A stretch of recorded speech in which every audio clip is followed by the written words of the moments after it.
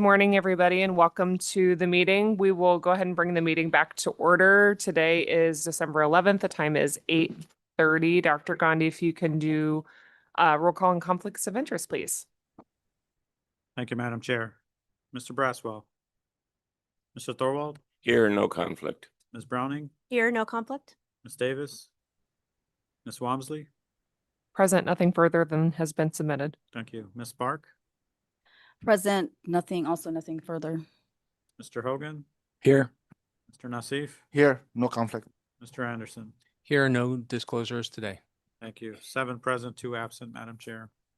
Thank you, Dr. Gandhi. I think staff has a couple things that they want to come back to before we jump into the agenda for the day. So Dr. Gandhi, you want to go ahead and take over for a sec? I do, Madam Chair. After reviewing yesterday's material, we had identified 2 subject matters that probably needs to be revisited. Agenda item 13A. It was a change of ownership situation from a Premium Health. It seems like that business ceased operation as a non-resident pharmacy, ceased operation in 2016, and there was a change happened after they fell out of our jurisdiction. So having a new company now doesn't necessarily fall into our scope and would be a new application. So I know that the board made a decision of a $250 fine to failure to notice of a $250 fine for change of ownership, not informing us, but I don't think that applies. So I would like the board to revisit that and potentially rescind and issue the permit. Do I have a motion to that effect? I move we rescind our action and approve the application. Second. A motion and a second. Any discussion? All those in favor? Any opposed? Motion carries. I think the second agenda item, Madam Chair, is an agenda item. The Complaint Review Committee reviewed this one as agenda item 4AA. And it involves a designated representative. I think the board made a determination to find a non-disciplinary civil penalty of $250. Our grid is a maximum of $100. So if we could rescind that and replace it with a $100 civil penalty, non-disciplinary, it would align with our grid and what our regulation allows us to do. Complaint 4AA. 4AA. Do I have a motion to that effect?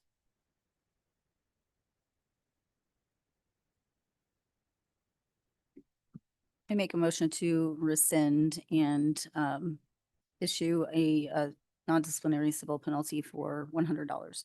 Second. A motion and a second. Any discussion? All those in favor? Aye. Any opposed? Hearing no, motion carries. Is that all? That's all I have, Madam Chair. Thank That's you. good. Thank you. And I appreciate the staff reviewing to make sure that everything was appropriate. That takes us to tab 22, and all of the items in tab 22 are related. 22A is the item we will go to first. Reconsideration of order and automatic surrender of license dated September 11th, 2025, and a possible rescission of the same. So this is the matters involving Jared Turley. Mr. Turley present? I am, yes. Good afternoon. If you could, good morning. I'm skipping way ahead in the day. If you could please introduce yourself for the record. Yeah, I'm Jared Turley. Good And- morning, and members of the board. Courtney Sullivan on behalf of Mr. Turley. Thank you. I think we'll start with Ms. Galvin. I think you've got some items that you'd like to address with us.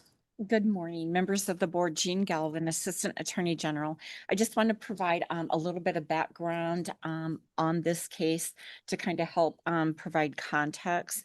Mr. Turley previously held a license to practice as a pharmacist in this state, and he had been licensed since 2016. In April of 2021, he was employed by CVS, but terminated due to drug diversion.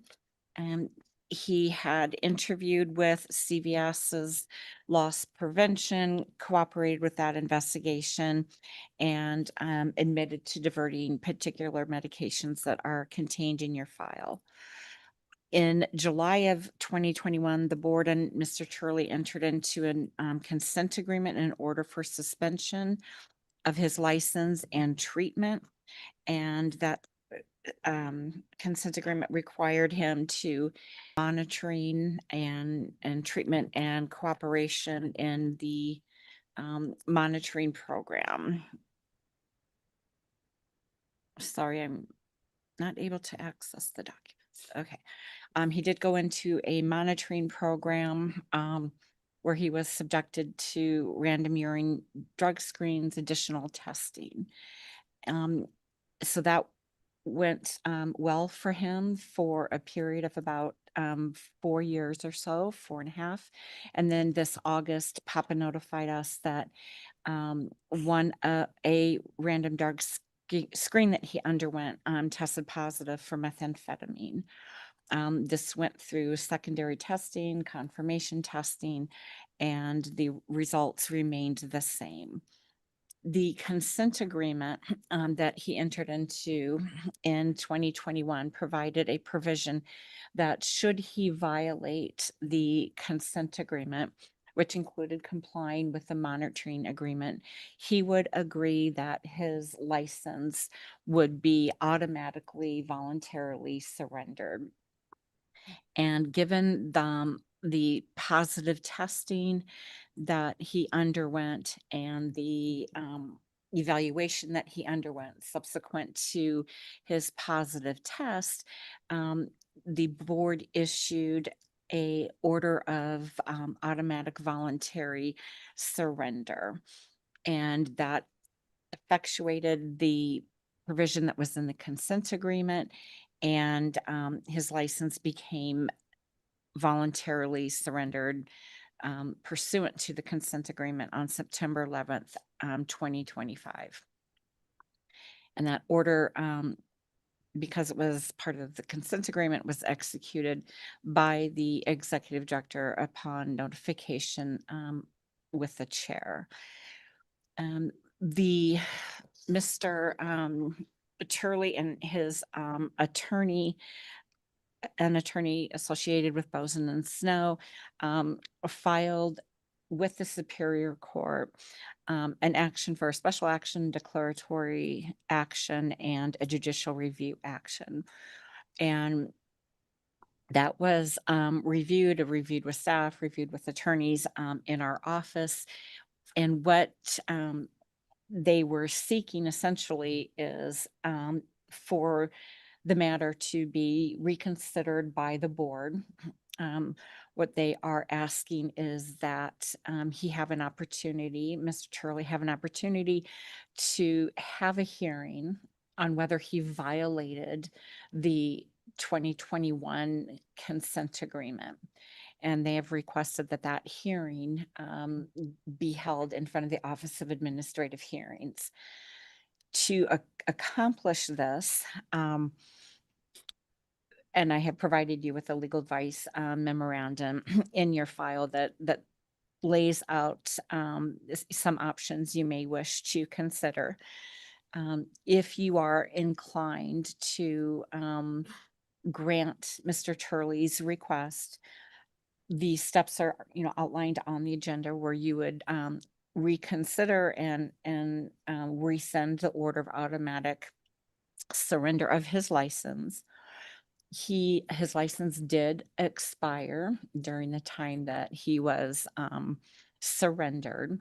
He has submitted a new application for or an application for a renewal or reinstatement that has been processed complete.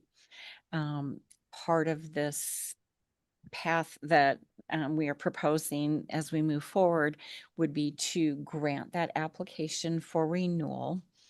And Mr. Turley has signed an interim consent agreement that would call for the voluntary suspension of his license until there is a final adjudication on the issue of whether the consent agreement from 2021 has been violated. So his application would be granted immediately, not automatically, but immediately put on voluntary suspension status. He's already signed that consent agreement.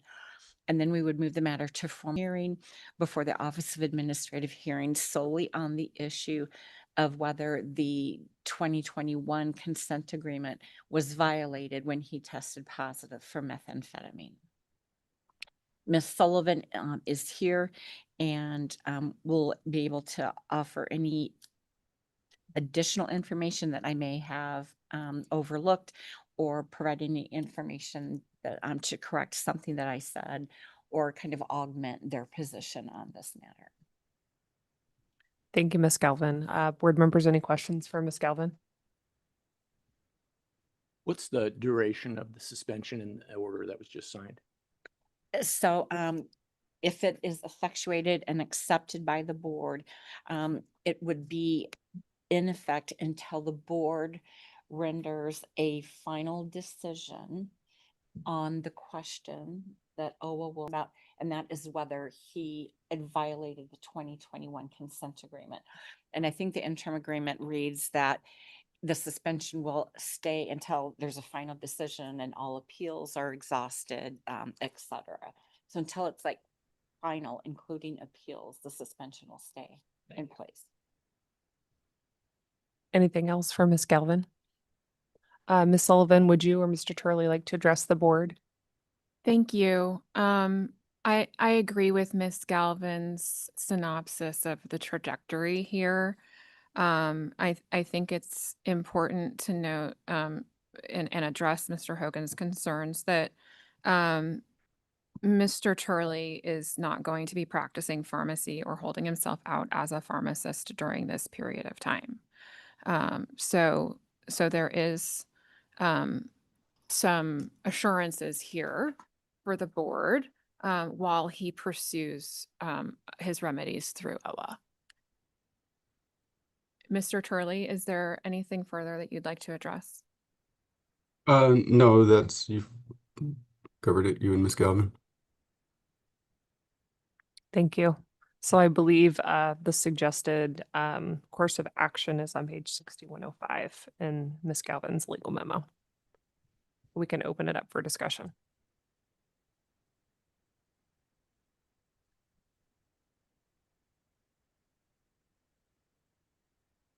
I should add, the action that Boson and Snow filed in Superior Court, the deck action, the special action, and the JRA has been put in abeyance.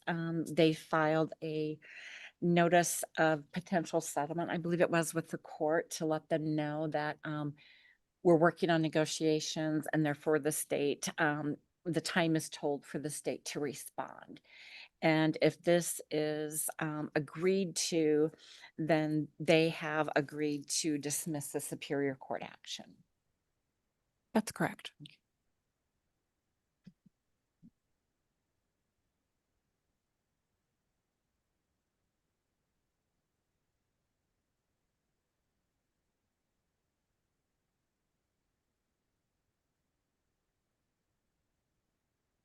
Anyone have discussion?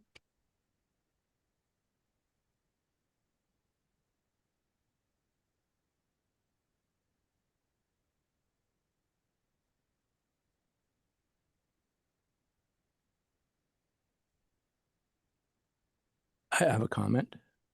Please. So we've heard a particular course of action that, in my opinion, seems logical from the information that I've read.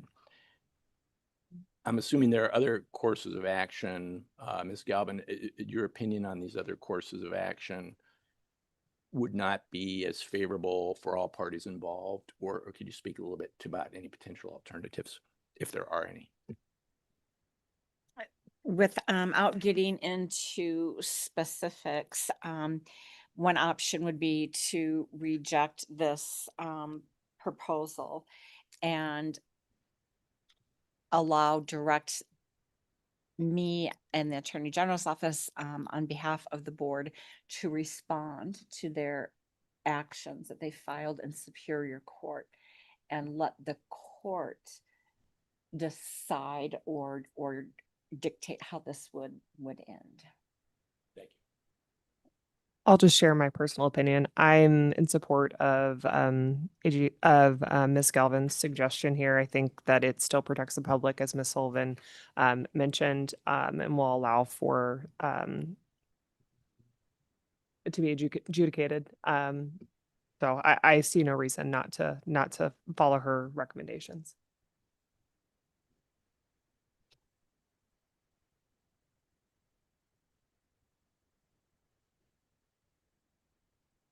So I'm looking at page 6105.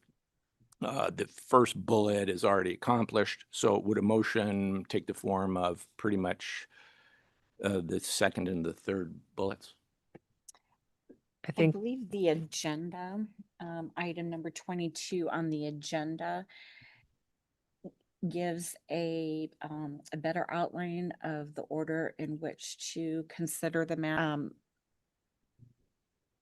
memorandum, in honesty, was written before we had, a couple signatures that, before the application was complete, before the interim consent agreement was signed, but we were negotiating and had representations from Mr. Nice that was what they were willing to do. So I think agenda item 22A, I would first suggest a motion rescinding the order of automatic surrender that was issued on September 11th. So take them separately. Yes, please. So I move that we rescind the order of automatic surrender in the case of Mr. Turley, because in part that we have in existence an interim consent agreement from him as well. I second. I have a motion and a second. Any discussion? Is that a roll call, Ms. Galvin? It is not. All those in favor? Aye. Aye. Any opposed? Hearing none, motion carries. If we are proceeding along this way, I would then ask you to approve his application. I don't, if it's for renewal or reinstatement, renewal, accept his application for license renewal. I move to accept his application for renewal his license. Second. I have a motion and a second. Any discussion? All those in favor? Aye. Any opposed? Motion carries. The next motion would be for accepting and adopting the interim consent agreement for voluntary suspension of that license that you just renewed, and this would be a roll call.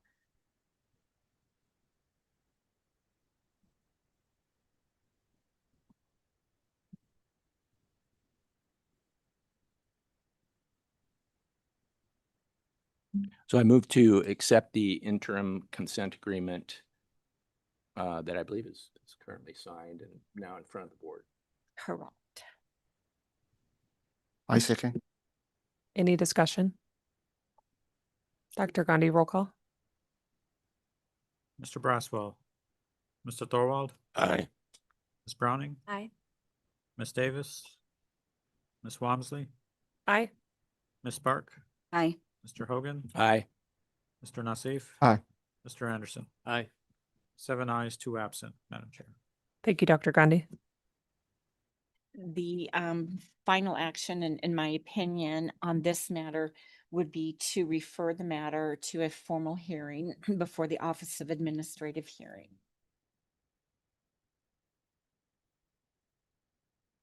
I make a motion to refer this matter to formal hearing at the Office of Administrative Hearing. Second. The motion and a second. Any discussion? That can be voice vote, right? Correct. All those in favor? Aye. Aye. Any opposed? Hearing none, motion carries. Thank you very much. Does that conclude all the matters for Mr. Turley? It does from the state's perspective. I don't know Miss- if Ms. Sullivan has. Did we cover everything that you needed? I believe we did. Thank you. Okay. Thank you for being present. Thank you, Mr. Turley. Thank you. Appreciate it. All right, that takes us to item 18D, Brett Charles Riggle, renewal application. I am recused based on my employment.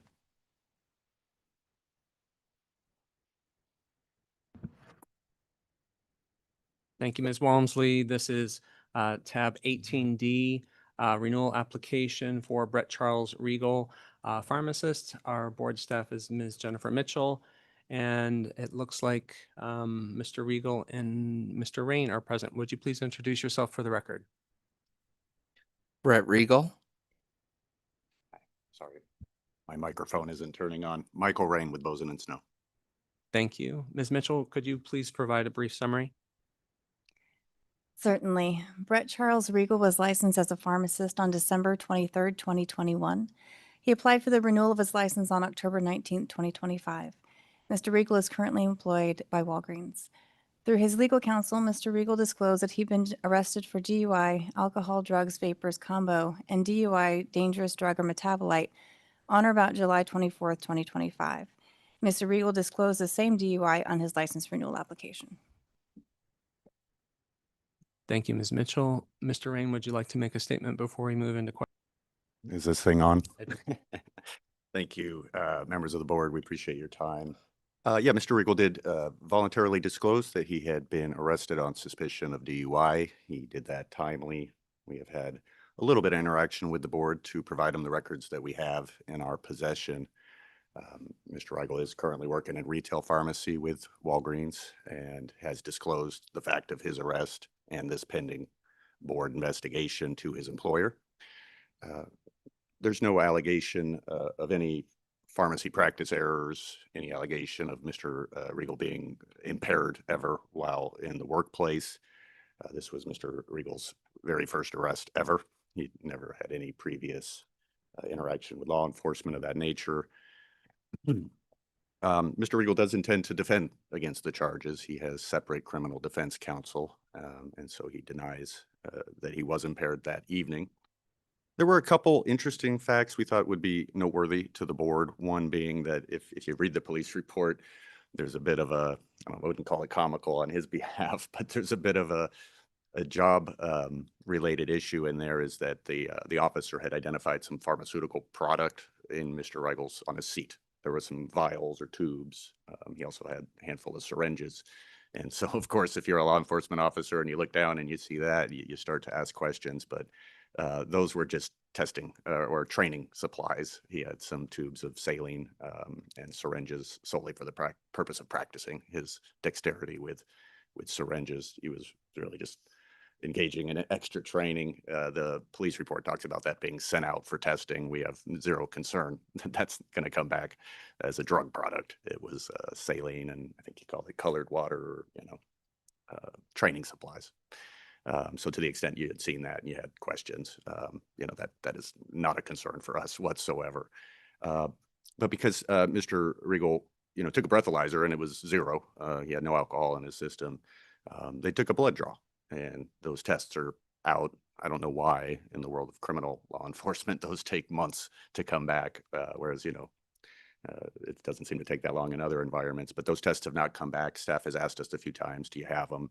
Mr. Regal keeps checking in with his defense counsel. When they do come in, we're committed to providing them to the board. But at this point, it's just a charge that he denies. And with no disciplinary history, no other information whatsoever of any impairment or concern with Mr. Regal, we would ask that you renew his license today. I won't go deep into it, but it is our legal position, at least, that you must renew his license. He's met the requirements for renewal. He's paid his fees. He's done his continuing education, and the board lacks the power not to renew licenses. I know that is a disputed legal position, but it is my position that you don't even have the power not to renew people. But you certainly don't have anything in your law that allows you to set an expiration date for a license at the day after the board meetings. That is something that we've contested before. And I just want to bring it up briefly, only to note that Mr. Regal was asked if he could cover a shift this weekend. And he, didn't want to take a shift while his license was set to expire because of the board's process when you want to bring a renewal before the board, because he didn't know what could happen. And he didn't want to take a shift and then have to say, I'm sorry, the board didn't change the expiration date and I don't feel comfortable coming into work. So, there are a variety of legal reasons why we would say renewing his license today, it makes sense.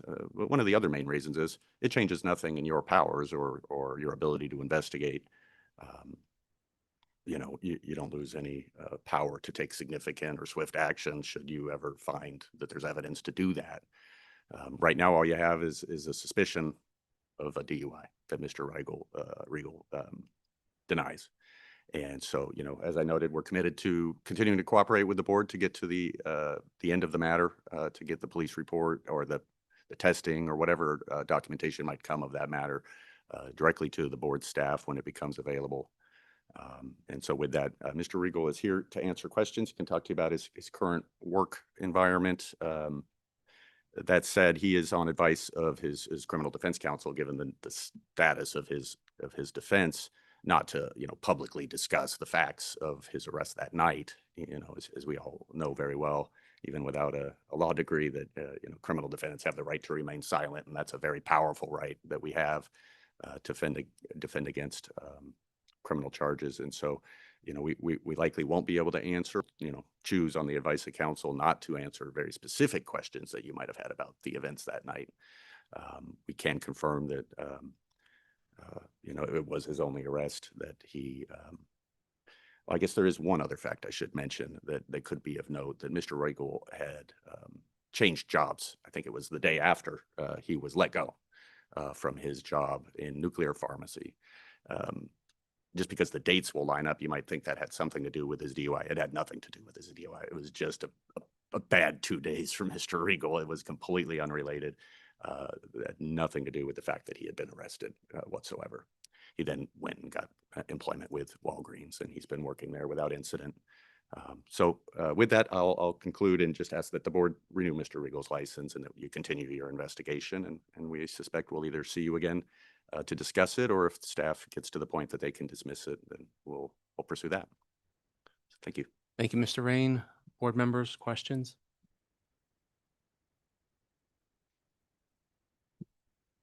Ms. Mitchell, is there a complaint associated with the DUI charge, or is this just bundled into a renewal application? When staff receives a DUI self report, we give it a case number, but it's not technically a complaint. It's just a tracking mechanism. So no, there's no complaint. It's just all tied up in a renewal application.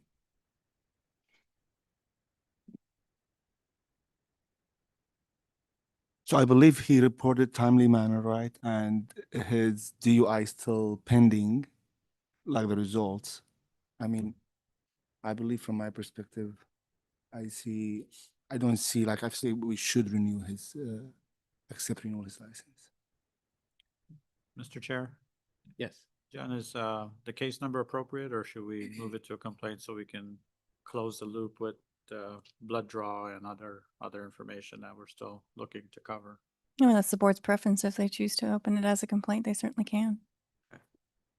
I think it would be appropriate so that we can continue to track,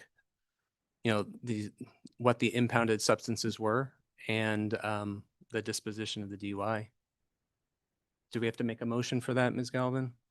Yes, please. And the fact that Mr. Regal has submitted a application for renewal, the license that he has can remain active and will remain active during the pendency of the investigation. So that will not impair or in any way impede his ability to practice as a pharmacist while we wait for the results, et cetera. So we could table this and just continue until we have results from the blood draws and from the testing, the outside lab that they did for the vials that were found in his possession.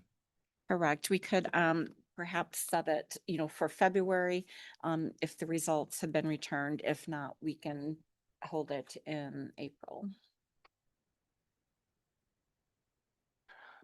Mrs. Mitchell, like normally when pharmacists do self-report, so what action do we take? Like we renew their license or we hold it? Well, it just so happens that it falls at the same time. So he reported just prior to the renewal period, and he reported it on his renewal. And But it's not that the same appearance. time. So if it's not the same time, so what we do usually? Well, you may never even see a self-report. So if someone reports appropriately and does not, have a renewal pending or something to that effect, it may never reach the board. It depends on the type of disclosure that's made. And if the staff has any concerns, there may be additional. They may raise it. Right. So what does it make it? The only difference in this case is the time. Got a renewal. So like it's bad luck, basically. That's how I see it. Okay. I move that we table this until the next meeting or until we get the final reports. Do we have a second? Is he able to practice, right? Yes, he Yeah, would. he's able to. His license has already been extended to February.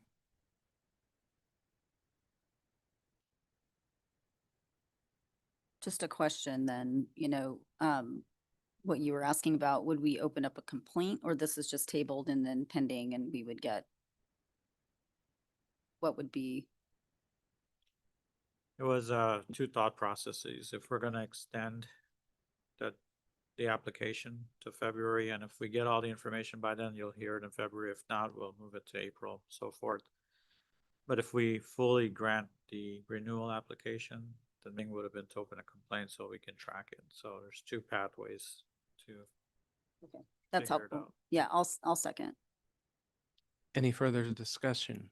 Just one addition, if I may. If we don't get the information, as Mr. Rain said, it may take months, right? So if we don't get it by February, is it okay with the board that we push it then till April and continue to extend until we get all the necessary information? Yes. All right, so this is just a voice vote, right? Correct. All right, all in favor, please say aye. Aye. Any opposed? Motion carries. Thank you, Mr. Rain. Thank you, Mr. Regal. Thank you, Ms. Mitchell.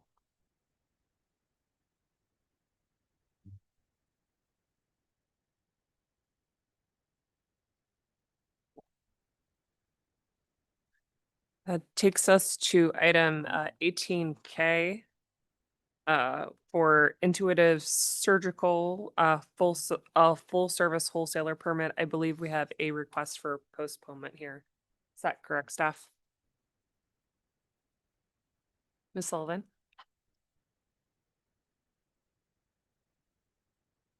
I feel like it's the Boson hour. Did we plan this to put them all together? This was, if it was done without my Yeah. knowledge. Good morning again, Courtney Sullivan on behalf of Intuitive Surgical. Yes, there was a request to move this to February. We've been in communication with the director Gandhi to tie up some of the matters that are outstanding and work with our client to and hopefully have a proposed resolution to present to the board in February. Okay. Any concerns from staff? Do I have a motion to table? I make a motion to table this for the February meeting. Second. All those in favor? Aye. Aye. Any opposed? Hearing none, motion carries. We would also ask that the permit be renewed, at least extended until the February hearing. I think that's automatic, isn't it? Yeah, it's automatic. Cool. Thank you. All right. 18L, Martin James Farrell. Mr. Farrell present. Yes, I am present. I am on Zoom. I'm opening my camera now. Good morning. If you could please introduce yourself. Yes, my name is Martin Farrell. I am a Arizona licensed pharmacist, but I live in Pennsylvania. Are you able to turn on your camera? I did turn it on. I'm sorry. I'm trying to turn it on here. Let me try that again. It was working earlier. Let me see if that. It's just black, but that's okay. I'm hitting on, and I apologize for the delay here. I tested it earlier. It's okay. Staff, somebody want to provide a summary of his application? Again. Good morning, board members. Alexandra Favela, Licensing Administrator. Martin Farrell applied to renew his Arizona pharmacist license on October 21st, 2025. He disclosed discipline imposed on his Pennsylvania pharmacist license. According to Mr. Farrell's online profile, he was employed with Boothwyn Pharmacy from March 2021 to June 2025. Boothwin's online profile indicates that Mr. Farrell took over as pharmacist in charge in October 2023 and was replaced as the PIC in August of 2025. In April and May of 2024, Mr. Farrell received several out-of-specification certificates of analysis, which contained endotoxin levels for equine glucosamine injections. Mr. Farrell failed to follow protocol and falsified documents. In September of 2024, the FDA conducted an inspection of Boothwin Pharmacy. During the inspection, Mr. Farrell provided altered certificates of analysis showing fictitious results. Mr. Farrell later admitted to altering the test results so that the levels appeared to be within acceptable range. Mr. Farrell was ordered to pay a civil penalty of $17,500. His license was placed on probation for 6 months, and he was required to complete continuing education hours. Mr. Farrell's Pennsylvania license is currently active and on probation. Thank you, Ms. Favela. Mr. Farrell, would you? Yes, I do not dispute any of the facts that have been provided in front of you. I would just like to add that at the time of the consent agreement with Pennsylvania, I did notify the Arizona board via email on June 4th. Initially, at this time, I also disclosed that I had completed the continuing educational hours there, and I have and all the CE requirements, and the payment was done as well. I would like to add, I've been promptly disclosing this matter in order to ensure full transparency. I've completed the remedial education, which has further strengthened my understanding of regulatory compliance and ethical pharmacy practice. I currently am no longer employed with Boothwin Pharmacy, and I'm now focused on advancing my practice in a way that reflects the highest standards of integrity and patient safety. Throughout this process, I've taken the matter with the utmost seriousness, completely cooperated fully with all regulators, and maintained committed to serving patients while rebuilding professional trust through strict compliance and improved oversight practices. So I am that is kind of just my statement of currently where I am. I am not practicing as a pharmacist at this time in any pharmacy located in Pennsylvania or licensed in Arizona. Thank you, Mr. Farrell. Board members, any questions?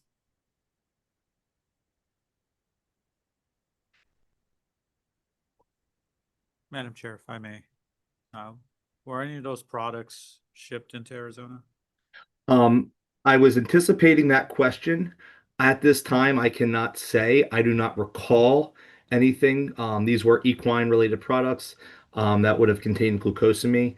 I do not have access to those records anymore as I am licensed. I'm no longer with Boothwin Pharmacy, who has those records there, but I do not recall any specific veterinarians in Arizona or patients that received them, but I do not want to state with 100% for certainty that that is accurate. What's your current status of your Pennsylvania license? You said you completed your CE. Are you still on probation?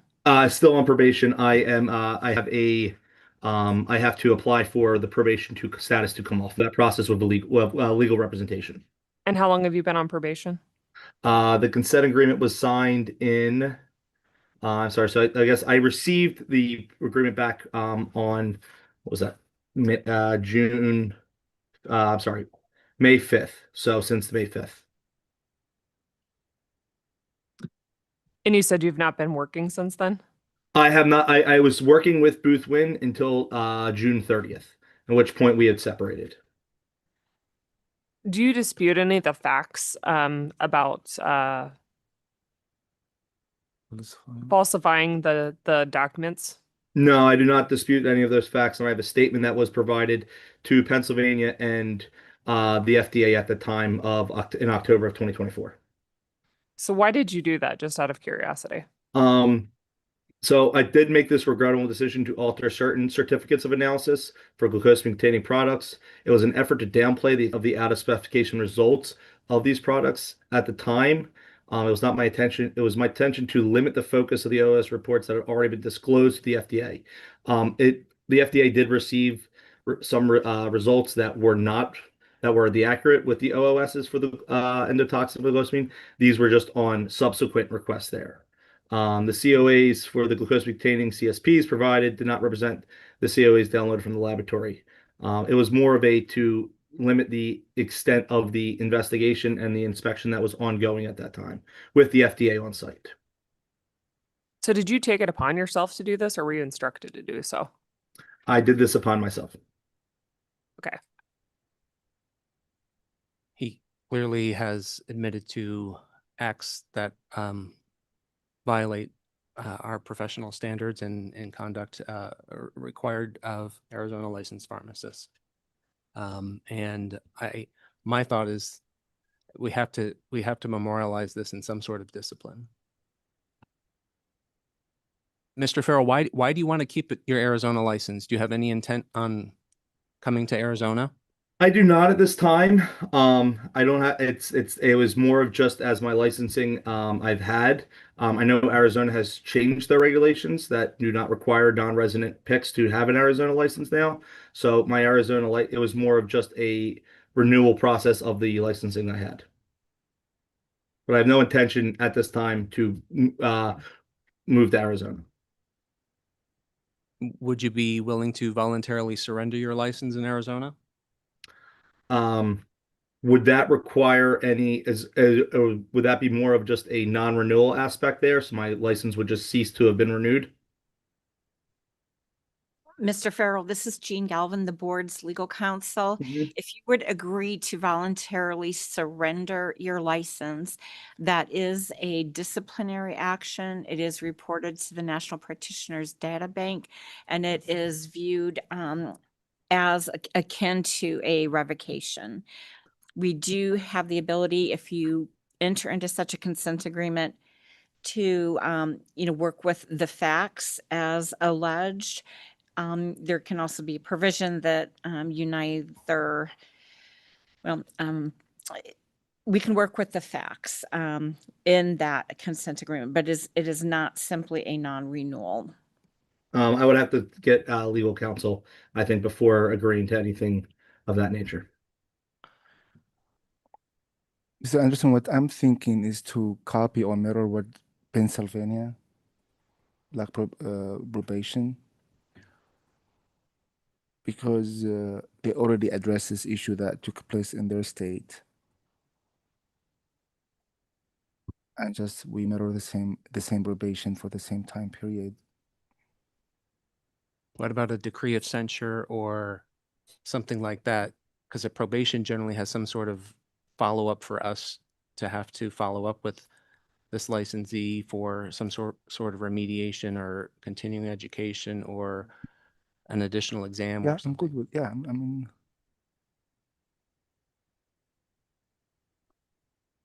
yeah, if you wish to add more.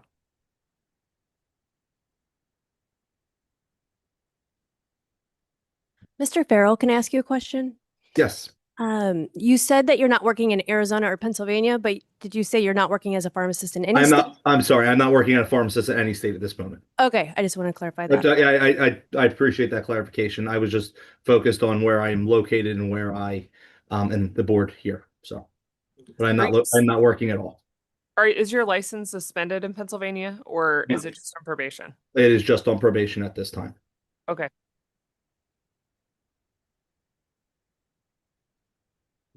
So in terms of a censure, what kind of language are you considering or thinking about? Ms. Galvin, what do we normally do? The document would reflect the facts of the case as we know them to be, and then a censure would be imposed. There's no particular language around the censure. It's a public reprimand. It is disciplinary action. I mean, recalling the facts that we have, and I know that Mr. Farrell doesn't have access to the dispensing information from the pharmacy, but we know Arizona patients were impacted by this. In my opinion, it doesn't matter.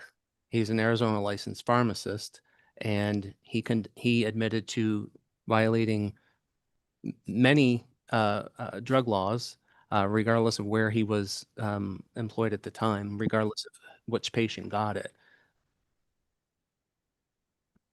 And your statute defines unprofessional conduct as occurring here or in another jurisdiction. And if you care to receive legal advice, I am available. The reason why I made that qualification is because typically we don't do reciprocal discipline in necessarily Arizona, but I am in support of doing some form of discipline since we do know that there are Arizona patients that were likely impacted by this. Could we consider a disciplinary I mean, CE has already been completed, so I'm not sure that would add any value. Imposing a civil penalty is within your authority. What about flat out denial? There's no desire to move to Arizona to practice in this state. What he did was absolutely egregious. He admitted to it, and he doesn't necessarily want to voluntarily surrender.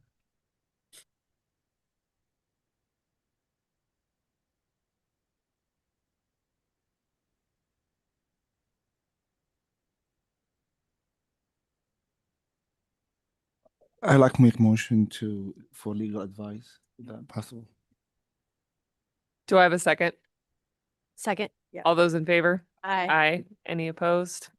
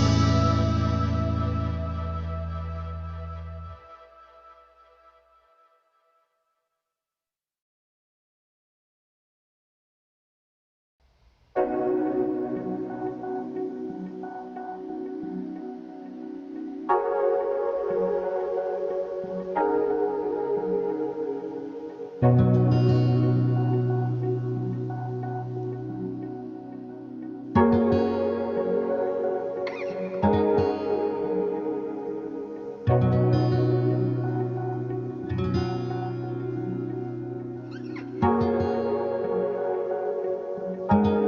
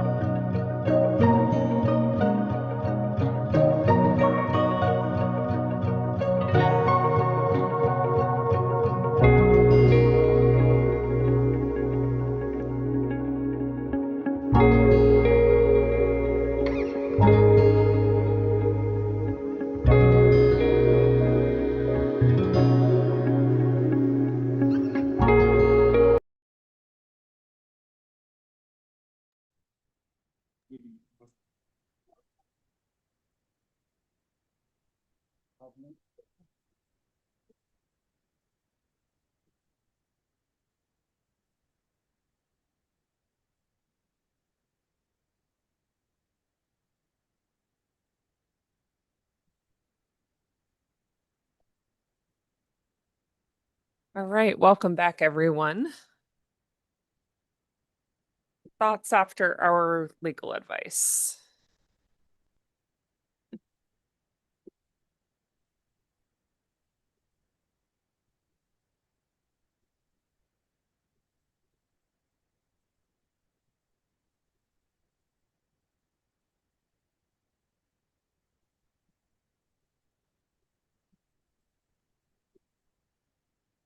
Are we ready to entertain a motion? At this time, I don't feel okay to renew his, accept his renewal application. So I move to decline his application to renew his license On what basis? on, of admitting to his act and to what reported by state of Pennsylvania, the facts there. So you're voting Fu- to fully deny support- the So deny the application. On the basis of the unprofessional conduct that Unprofessional he conduct he did- admitted to. Second. Did we also want to potentially modify that? And would you consider a friendly amendment for him to offer, for him to consider signing a voluntary surrender consent agreement? I would like to add this to my motion. And then Clarify this. to not renew for a period of, or to not reapply for a period of 2 years? I mean, Or a if certain time? for his license, automatically 2 years, right? But if he didn't accept that, and I believe he should come before us, right? To appeal, If, which is I'm okay with that. if you deny the application and that stands, what I'm hearing, Ms. Park say that she would, like a period of 2 years imposed that would bar him from reapplying. Correct. Okay, I add this to my motion. So 2 years limitation. Modify second. I have a motion and a second. Any discussion? Dr. Gandhi, roll call. Mr. Braswell, Mr. Thorwald, Aye. Ms. Browning, Aye. Ms. Davis, Ms. Walmsley, Aye. Ms. Park, Aye. Mr. Hogan, Aye. Mr. Nassif. Aye. Mr. Anderson. Aye. 7 ayes, 2 absent, Madam Chair. Ayes have it. Thank you, Dr. Gandhi. Thank you, Mr. Farrell, for being present. Thank you guys for your time today. We'll go to item 18M, Richard Hagan Myers. Hello. Present. Hello. Good morning. If you could please introduce yourself for the record. Hi, I'm Richard Hagan Myers. I am a Arizona licensed pharmacist, and I am living currently in California. Thank you. Pharmacist in charge of True Pill. Thank you.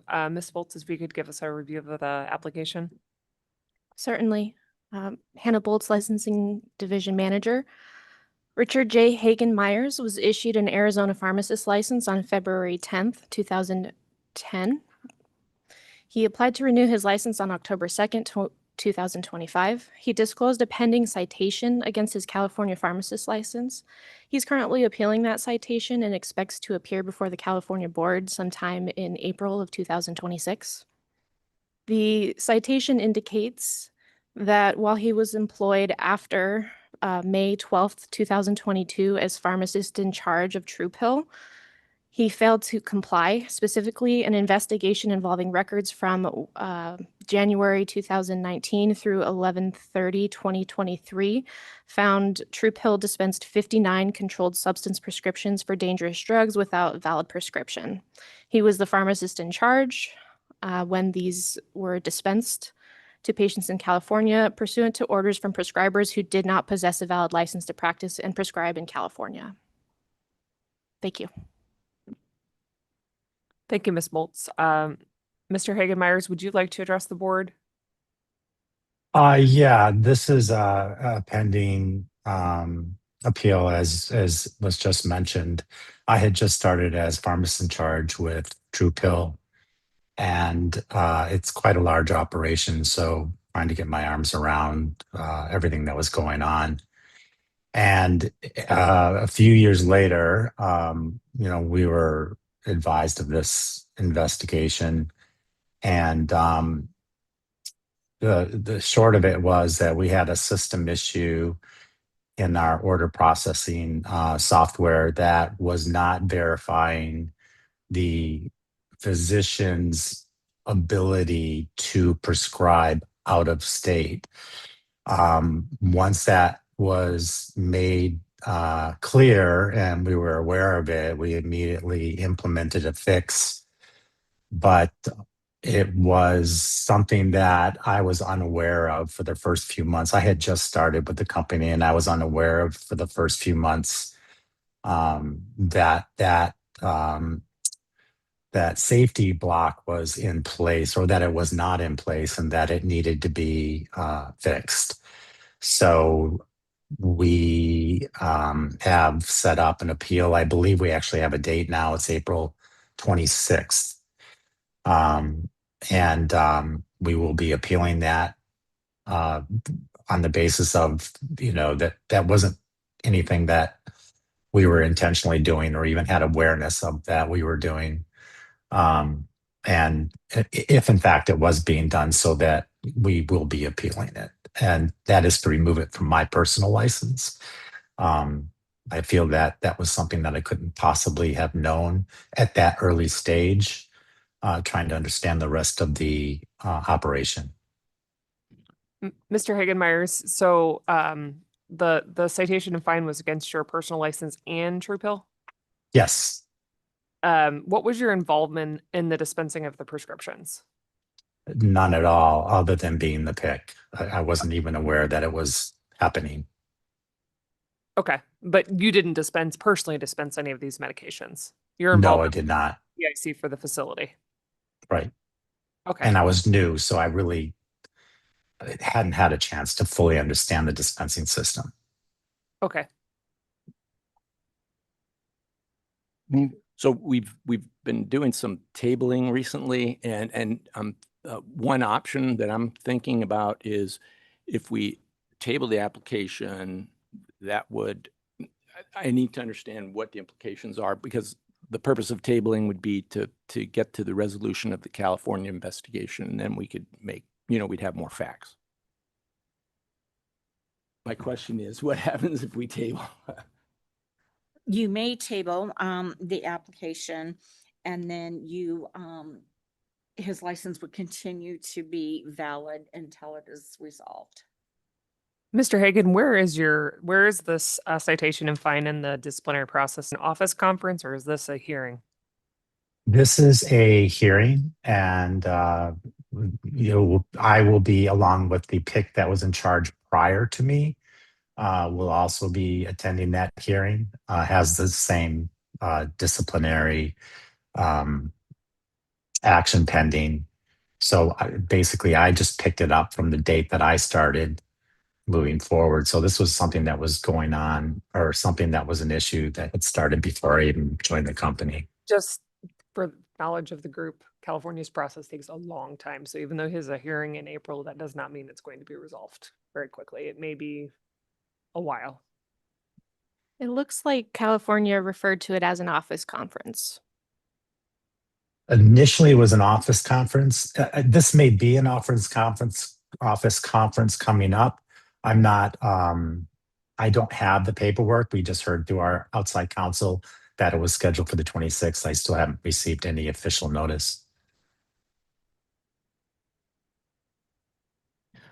From what Mr. Hagen-Myers has explained, if indeed this is truthful, it sounds like it's a permit issue to me, and the PICs have been wrapped up into this. The accountability to me lies on the permit holder for this. And I think he got, unfortunately, cited because of his position. I agree with you, and I'm comfortable with accepting approving the renewal at this point. If I may, at times, in similar circumstances, the board has granted the renewal, but then instructed the licensee to keep us informed of the outcome of the investigation and any subsequent discipline or dismissal. That sounds like a great motion. Well, I'll make a motion to approve the applicant or the renewal with the ask that we are informed of the outcome of the California case. Second. Motion and a second. Any discussion? All those in favor? Aye. Any opposed? Motion carries. Thank you, Mr. Hagen-Myers. Appreciate your consideration. We'll go to item 18N and then we'll take a break after this one. This is a renewal application for pharmacist Gary Costin. Is Mr. Costin present? Yes, I am, board members. Thank you for letting me appear this morning. Good morning. If you could introduce yourself for the record. Certainly, my name is Gary Costin. Ms. Bolts, if you could give us a review, please. Certainly. Gary Costin holds an Arizona pharmacist license, which was issued on April 2nd, 2007. He submitted a renewal application on September 2nd, 2025. He did disclose disciplinary action taken against his Louisiana pharmacist license in 2024. Mr. Costin began employment with Hollandale Pharmacy, a compounding pharmacy located in Florida, in June of 2017. He did not update his online profile with this information before proceeding to renew his license for the last 3 renewal cycles. It's unclear when he assumed the responsibility of pharmacist in charge for Hollandale Pharmacy or whether he continues to serve as the PIC currently. Hollandale Pharmacy was disciplined by the Louisiana Board of Pharmacy for dispensing multiple prescriptions for drug products to Louisiana residents that did not meet Louisiana standards. Hollandale was compounding using bulk substances that had not been nominated for the inclusion on the FDA bulk drug substances list and had not yet categorized. Hollandale was fined $57,000 for violating the Louisiana Pharmacy Practice Act, and Mr. Costin entered into a consent agreement with Louisiana in which he did not admit to violating any state law, but understood that the Louisiana board had been able to prove the allegations. Mr. Costin was fined $5,250. It appears that his Louisiana license is current and without limitation.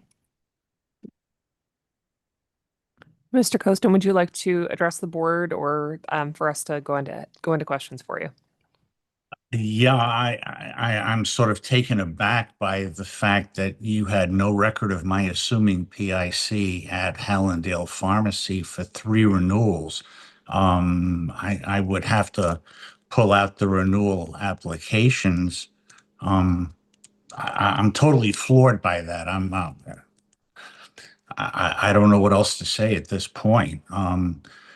But as far as the issue with Hollandale and compounding, it's true. Unfortunately, as the PIC, I have to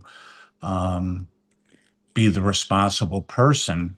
But it's our belief that everything we were doing in terms of compounding these products was legitimate. We even had FDA do a facility prior to when the complaint was first issued, and FDA had no issues with our policies, procedures, products, or anything like that. But once we found out that FDA, back around 2023, I think it was, put some of these products into category 2, we immediately discontinued compounding them.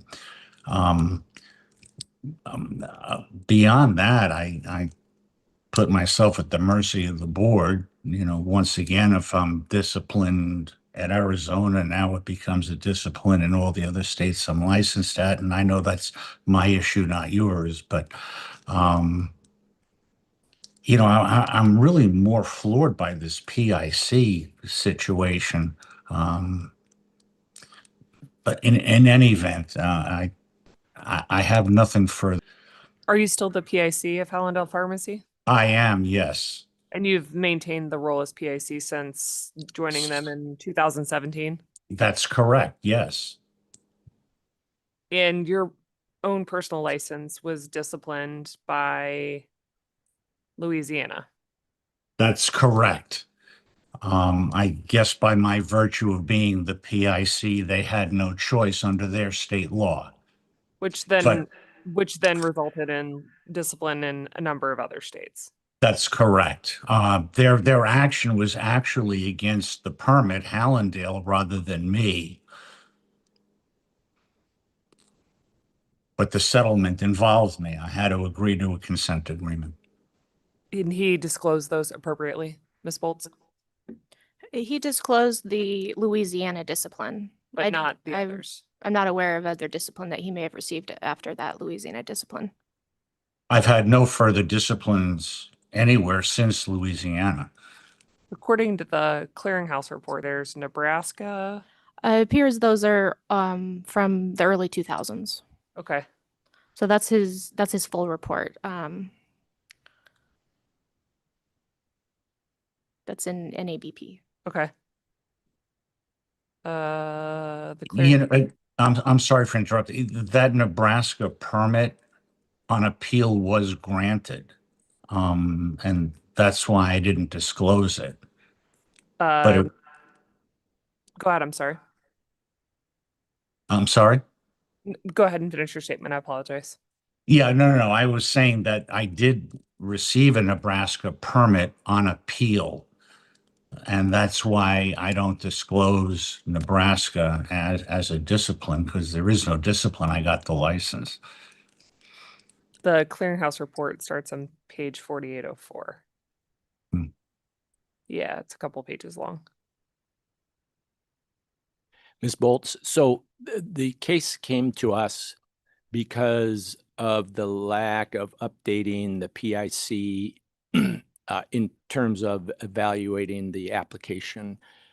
And then we investigated further to identify the Louisiana issues, or was that disclosed on the application?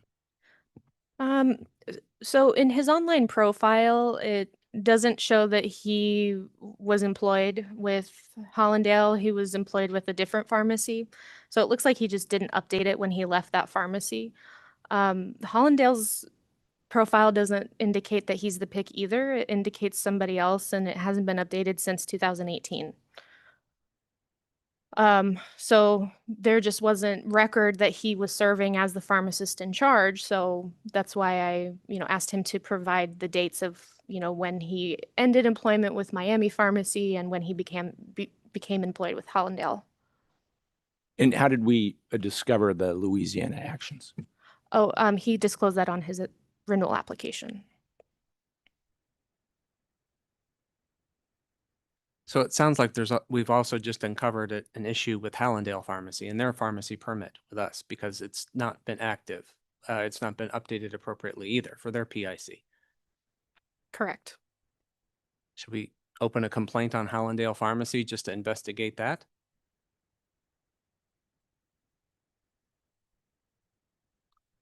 I think we should. I mean, we just discovered it. Could we reach out to them and ask them to update their profile?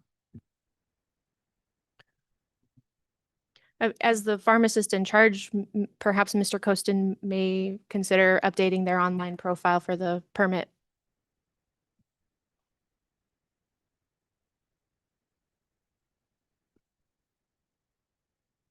So what we have before us is the renewal application today.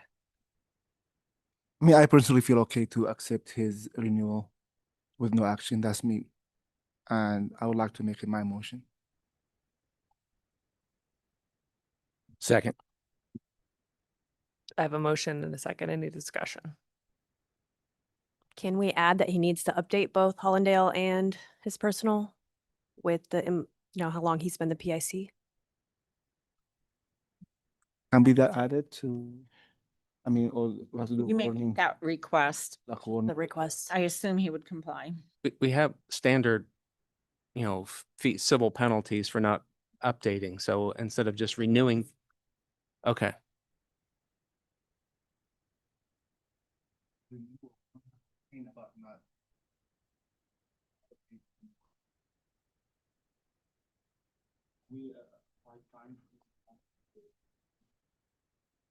Members of the board, can we speak into the microphone? I know those folks in the I'm back sorry. have a hard time. Right, yeah. So the Yeah. question, can we apply fine? To the pharmacist or to, the permit?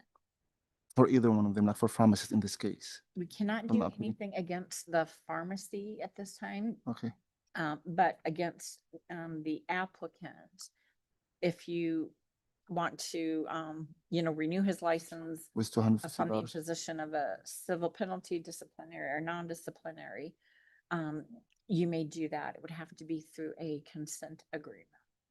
Our standard is a $50 non-disciplinary thing for Non-disciplinary. failure to update and contact information, Okay, right? Isn't that true, Dr. Gundy? okay. That So is I good, modify my motion to accept his renewal and adding $50 fine for not updating his contact information with Arizona State Board of Pharmacy. And that would be, upon payment. of- Upon payment, $50. Yeah, I mean, Is that non-disciplinary? it is non-disciplinary. I'll modify my second to that effect. Just a question before you go for roll call or a vote, Madam Chair. Mr. Costin, can you talk a little bit more about the bulk substances that you're currently sending from Hallandale? Are you no longer doing what Louisiana stated that you were doing? My role within the compounding area is almost non-existent. I'm more in the non-compounded products. What I do know is that the products that are not legal to sell anymore, some of the peptides like CAC and ipamorelin and things, they're not filling those anymore. The only products that they are dispensing are products that are FDA approved or are allowed to be compounded legally. Thank you. And that was based on Louisiana's actions against Hallandale? As far as discontinuing product that cannot legally be dispensed, would have been done whether there was a Louisiana action or not.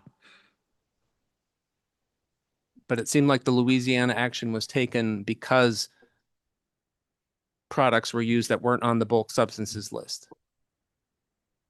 Is that not what I'm reading? There were products that were on the bulk substances list, and I'm very hard pressed to come up with a legitimate answer to this question right now because I'm going back 2-3 years and I don't have that in front of me. The products that are on the bulk product list were dispensed when they came off of that list. I guess an example would be semaglutide, where it was legal to compound when there was no availability. As soon as that came off of that list, Hallandale stopped dispensing So semaglutide. why is it on your website for sale? Well, it's microdosing. and that's different. So prescriptions that come in from physicians are specifically stating that it's microdosing. It's not standardized dosing.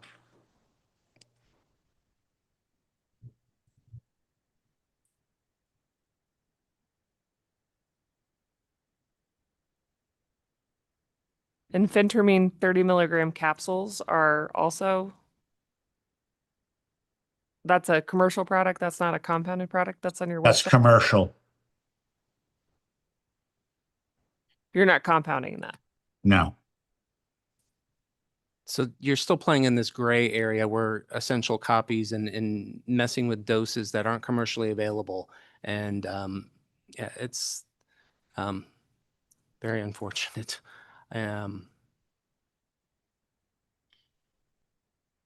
So you had stated that you're more on the standard retail side or the non-compounding side. So That's correct. one operation that you're in charge of the entire operation as the PIC is one pharmacy permit for the entire piece? Yes, there is. But I have, there's, Compounding. but Hallandale has specially trained compounding pharmacists and pharmacy techs and they have a director of quality, and I put my trust and faith in what they're doing is accurate and legal. And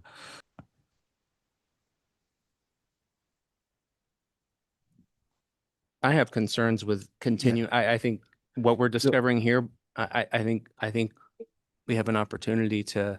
Yeah, but I mean, the way I see it, like we have a renewal case now, we need to address any other finding. The way I see it, we have a right to open complaint against the permit holder, and we have those questions for them because it's more than one person involvement there.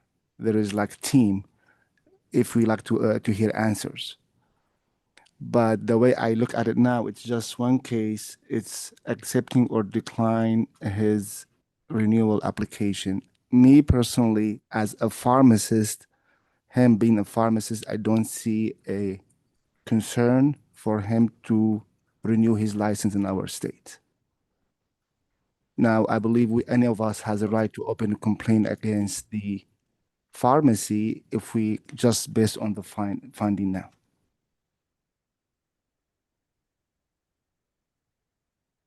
I tend to agree with that. And I'd ask Madam Chair if we can call for the question for a vote if there's no more discussion. Certainly. I think we may need roll call.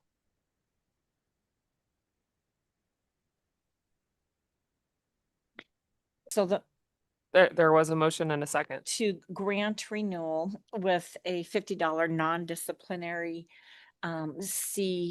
civil penalty, and upon payment of that civil penalty, then the renewal would issue. Sorry about that. I thought that happened like a long time ago and it was fine. It was. All right, It's Jeff's fault for the record. Just putting it out there. Mr. Braswell, Mr. Thorwald, Nay. Ms. Browning, Aye. Ms. Davis, Ms. Walmsley, Nay. Ms. Park, Nay. Mr. Hogan, Aye. Mr. Nassif, Aye. and Mr. Anderson. Nay. 4 nays, 3 ayes, 2 absent. Motion fails.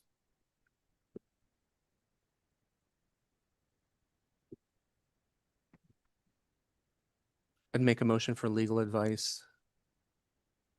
Second. All those in favor? Aye. Aye. Any opposed? Motion carries. We'll be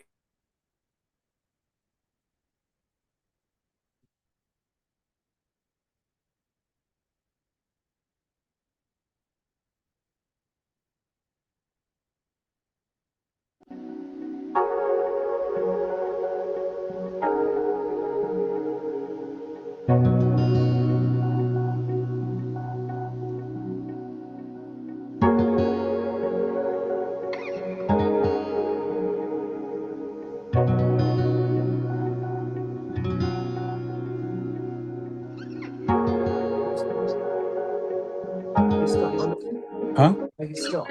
I'm on, but I'm on a pause right now.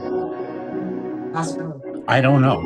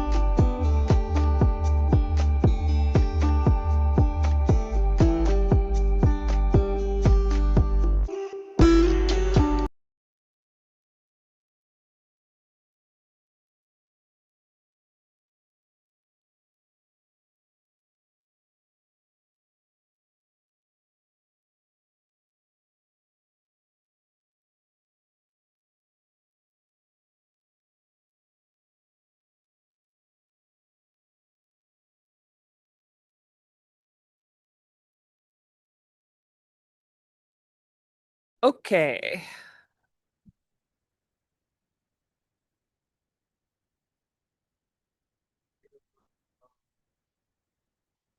Sure.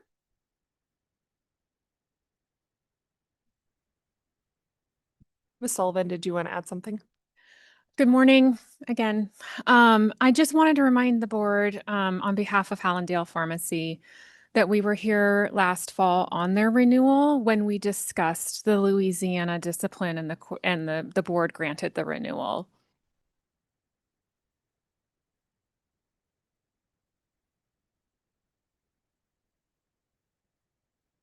Ms. Sullivan, if I may ask you a question, who is the Pam, PIC? I don't have any indication that Boson and Snow is the attorney of record still for Hallandale.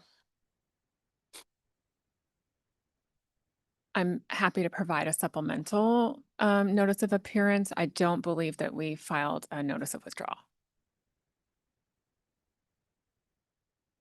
And Hallandale's application is not on the agenda, not for discussion. This matter relates to the PIC. Then I'll ask a question in a different way. Is the person before us the PIC of Hallandale? I don't have that information. I can verify that. I'm jumping in on behalf of my client because there's something about opening a complaint that the board had already addressed. Based on the testimony, he indicated he was, but the information we have in our records and Florida has in their records, it's not indicated that he's the PIC, just for your information. Thank you.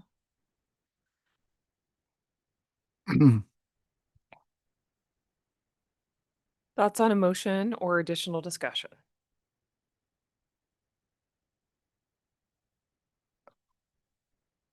Maintain my motion. I'll maintain my second. We need to. Your motion failed.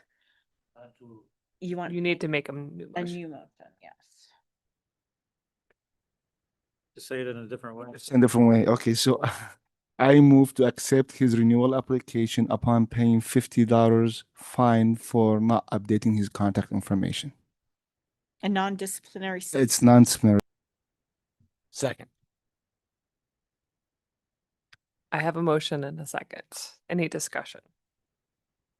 Do you want to do roll call again, or you want to just do a voice vote? I think we just do. You want to do a roll call? I don't care. You Let's- go. Let's just do it. I swear. Mr. Braswell. Mr. Thorwald. Nay. Ms. Browning. Aye. Ms. Davis. Ms. Walmsley. Aye. Ms. Park. Aye. Mr. Hogan. Aye. Mr. Nassif. Aye. Mr. Anderson. Nay. We have 5 ayes, 2 nays, 2 absents. Motion passes. All right. Madam Chair, do we have a position on Hallandale and how we want to move forward on that, since that discussion was brought up? Board members?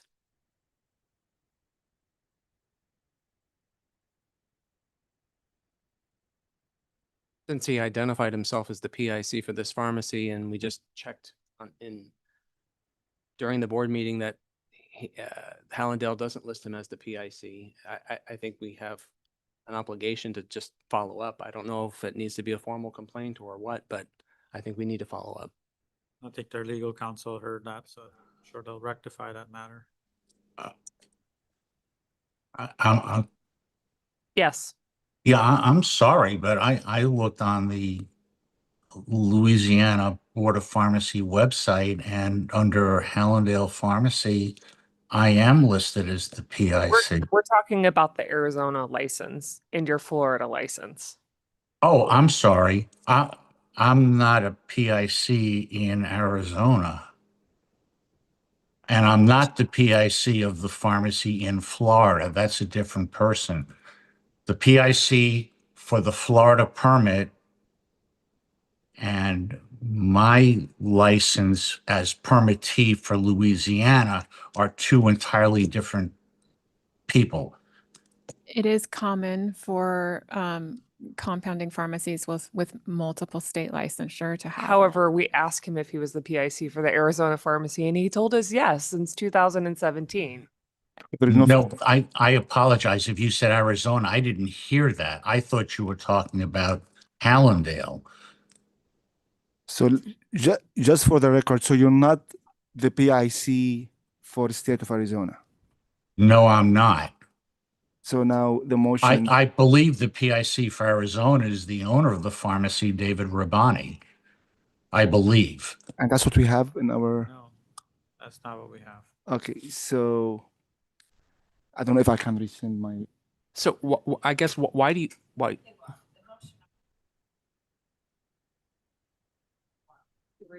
Mr. Costin, why do you have an Arizona license? We don't require a designated PIC from your pharmacy. I'm just curious, why do you maintain a license in Arizona?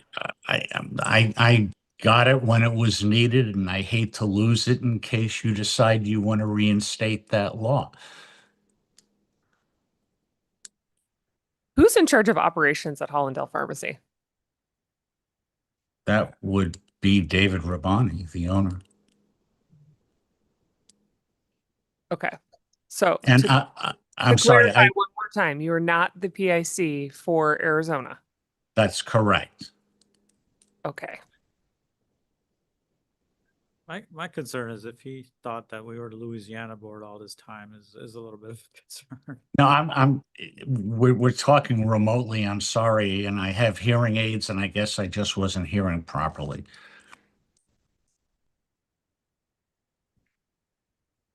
Go ahead, Tariq. I would just like to ask to reconsider my motion because I believe the fine doesn't apply in his case based on what he said.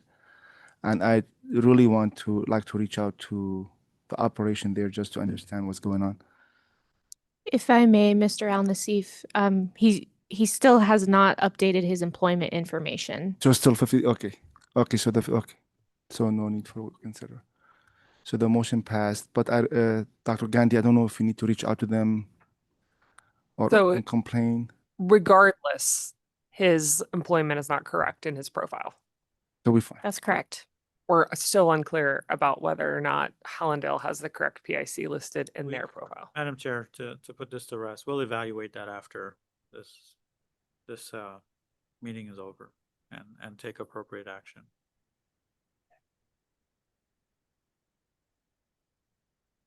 All right, let's take a break. Come back at 10:30. Thank you.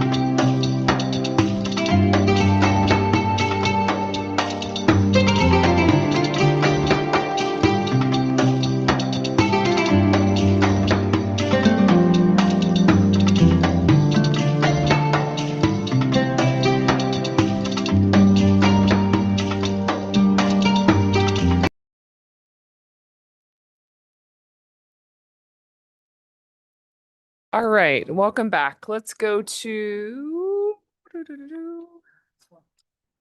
where are we at? 1819D?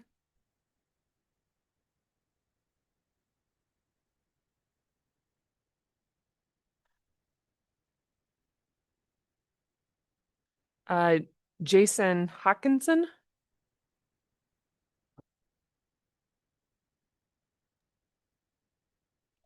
Is Mr. Hawkinson present? Present.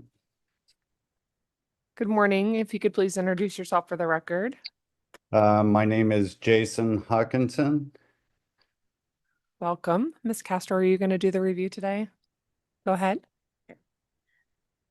Jason Hackinson applied for a pharmacist license by score transfer on May 2nd. Currently holds an intern license which expires on December 31st, 2027. Mr. Hackinson failed to disclose 2 charges of assault, intent reckless injure, and 1 disorderly conduct fighting charge from 2017. On June 29, 2017, deputies responded to a domestic disturbance involving Mr. Hawkinson.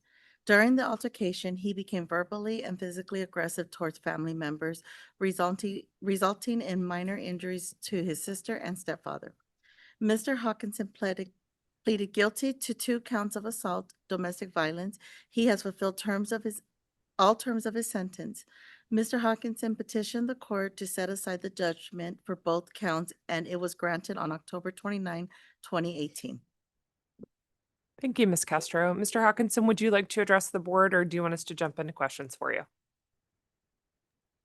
I guess just go into questions about. Board members, questions or discussion?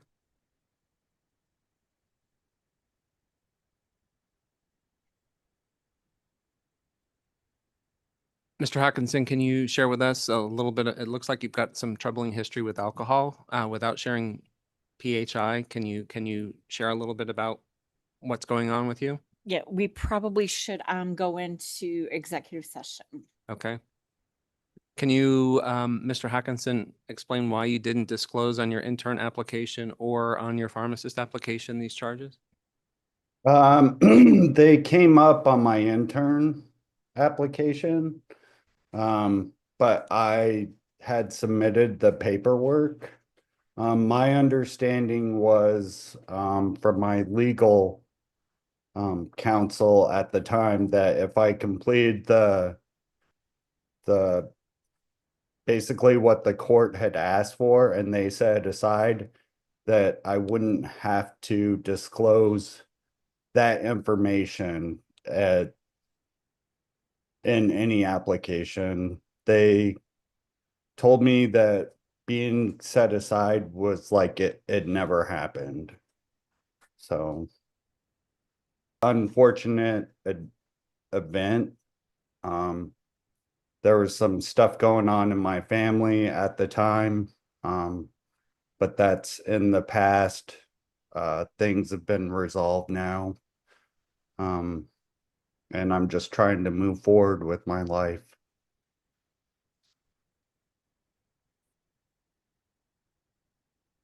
Do any of my colleagues want to hear about anything about alcohol use in executive session?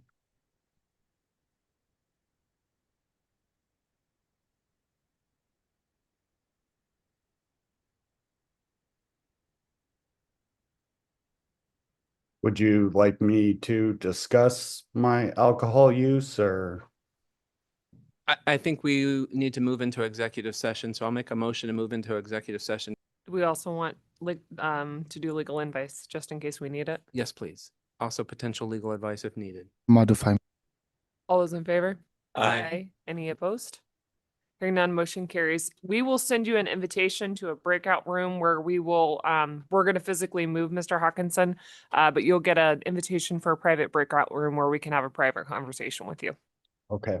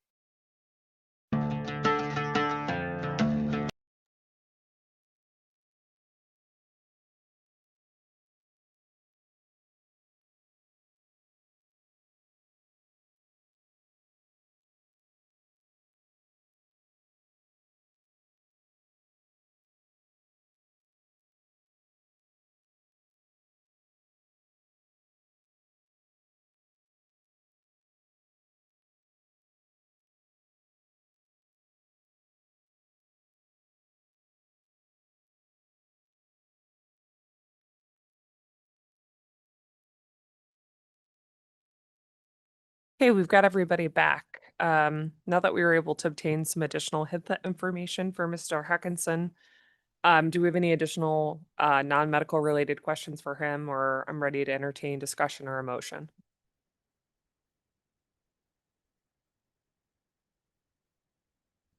I'd like to make a motion to accept the license application. Second.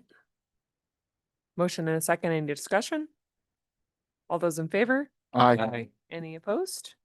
Motion carries. Thank you for being present. Thank you. Item 19E, Adisha Smith, pharmacy technician applicant. Is Ms. Smith present? Yes, it's Adisha. I'm sorry. Good morning. If you could please introduce yourself for the record. My name is Adisha Smith. Good morning. Ms. De Leon, are you going to do the review? Yes. Thank Good you. morning. Erica De Leon, licensing administrator. Adasia Smith applied for a pharmacy technician application on August 25th, 2025. She currently holds a pharmacy technician trainee registration, which is in good standing and expires on October 31st, 2027. She failed to disclose charges on her pharmacy technician license application. On July 3rd, 2020, Ms. Smith was pulled over for failing to drive in a single lane. The officer noted a distinct odor of alcohol emitting from the vehicle. When asked if she had been drinking, Ms. Smith stated she had a little but was not drunk. When asked how much she had to drink, she stated she had 1 glass of wine. After conducting several tests, Ms. Smith was subsequently charged with DUI to the slightest degree. She was ordered to serve 10 days in jail, 9 suspended upon completion of alcohol drug abuse screening, and pay a $1,250 fine. Ms. Smith has complied with all court orders. Thank you, Ms. De Leon. Ms. Smith, would you like to address the board? Is there anything you want to know? I'm not sure what to say. We can jump straight into questions if you don't have anything you'd like to add. Okay. Okay. Board members?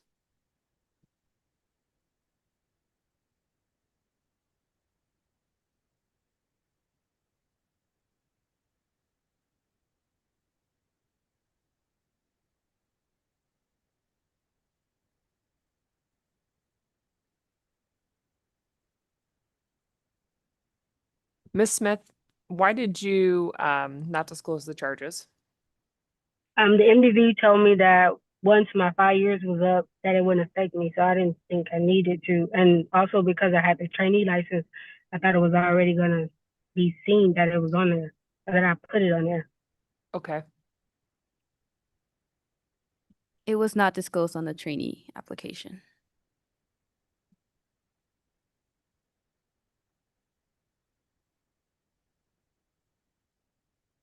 I'm not sure.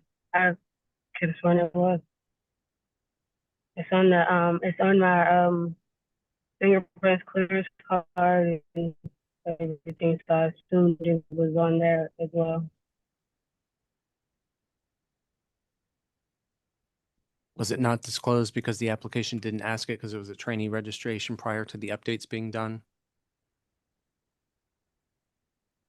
I don't remember what exactly was on there because I applied for that one while I was still doing the pharmacy technician program, and my teacher helped me with it, so I'm not sure exactly what was all on there or what they asked for sure. You're correct, Mr. Anderson. Her registration was issued in 2024, so we didn't ask that question on that application.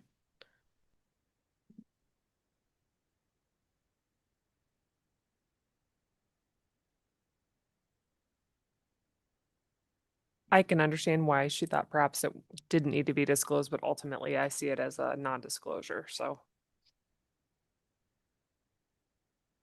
Is there a standard 250. 250? I'd like to make a motion to approve the pharmacy technician application with a $250 non-disciplinary penalty. The application would be approved after the penalty is paid. Second. A motion and a second. Any discussion? All those in favor? Aye. Motion carries. Thank you for being present, Ms. Smith. Item 19, Thank you. Angela Monique Dilworth. Is Ms. Dilworth present? She's online.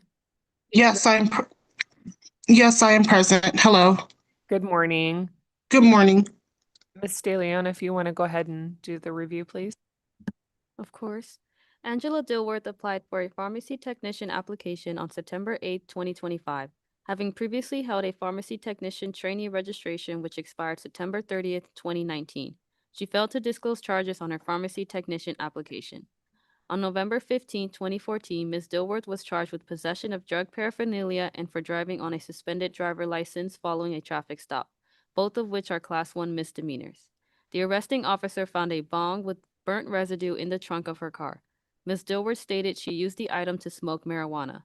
Ms. Dilworth entered into a plea agreement and was ordered to pay a fine of $190 and complete a diversion program within 6 months. Ms. Dilworth has complied with the plea agreement. She failed to disclose said charges on her pharmacy technician application. On October 24, 2022, Ms. Dilworth was charged with failure to remain at accident, a Class 1 misdemeanor, when she left a scene of an accident after she collided with another vehicle. Ms. Dilworth was ordered to pay a fine of $1,207. She has paid the fine. Ms. Dilworth disclosed said charge on her pharmacy technician application. Thank you. Ms. Dilworth, would you like to add anything or would you like us to proceed with questions? I would like to add that the statement in the police report is false. And I know this is years later, and this is news to me. And I am disturbed and appalled, but I do not smoke. That I did admit to the officer that there was a bong in my trunk. I was pulled over for a traffic stop. I willingly gave that information to them. I was scared at the fact because I have never been pulled over in that capacity. But yes, that I do not indulge in any type of marijuana usage. The bong was in my trunk was of a significant others at the time. He had left town. I had them leave it with me. I didn't want him taking it on the plane. But that's all in that retrospect, in that aspect. As far as the hit and run, I've disclosed that information. I've paid the fines for that. And even for the paraphernalia, I was 7 months pregnant taking a drug class at that time. So I've done everything I'm supposed to, even though the charges were, yeah.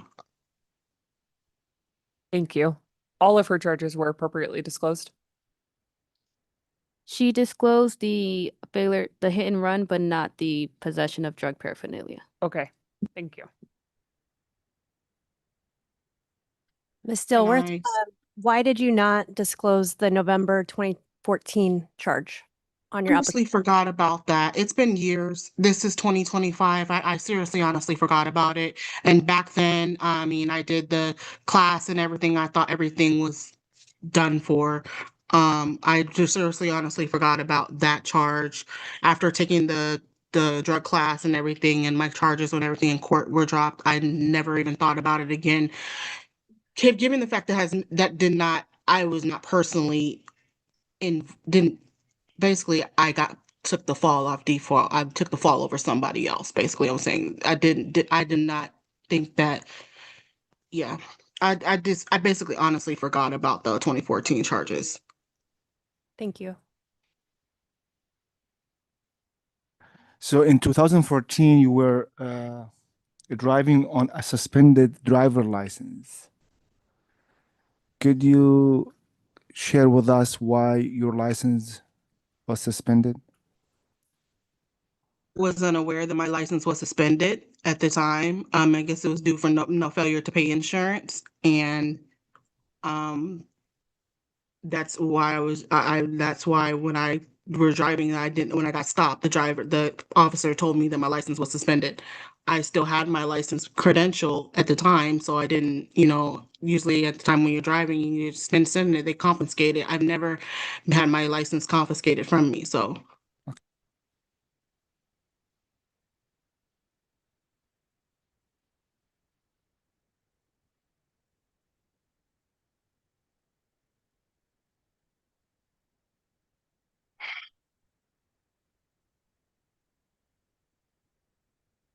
So I move to accept her pharmacy technician application upon paying $250 non-disciplinary fine for fail to disclose the charges. Second. A motion and a second. Any discussion? All those in favor? Aye. Any opposed? Hearing none, motion carries. Thank you, Ms. Dilworth. Thank you. Item 19G, Leah Starling. Is Ms. Starling present? Yes, ma'am. Good morning. Good morning. If you could introduce yourself for the record, please. Hi, my name is Leah Starling. I am an outbound care supervisor for OnCode 360 Specialty Pharmacy. Thank you very much. Ms. DeLeon, if you want to give us a review, please. Leah Starling applied for a pharmacy technician license on October 21st, 2025. She failed to disclose charges on her pharmacy technician application. On April 11th, 2022, Ms. Starling was pulled over for failure to drive within a lane. When asked to exit the vehicle and walk towards a police officer, Ms. Starling had a noticeable sway. She was subsequently taken into custody under suspicion of a DUI. A breathalyzer test showed her BAC was 0.22. Ms. Starling was charged with a DUI to which she pled guilty to and entered into a DUI diversion program. She was fined $490, ordered to install an ignition interlock in her device, and attend a victim impact panel. Ms. Starling was also charged with reckless driving to which she pled guilty to. The charge was tracked with her DUI diversion program. At sentencing, the guilty plea will be withdrawn and the reckless driving charge dismissed if Ms. Starling proves has complied with specific conditions set by the court, including completion of her DUI diversion program. Ms. Sterling has complied with all court orders. The case remains pending formal dismissal from the prosecutor's office.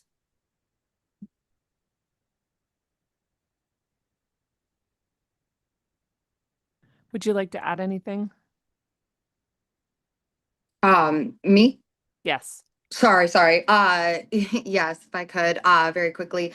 I first want to start off by apologizing for the additional workload that my application has produced from the board.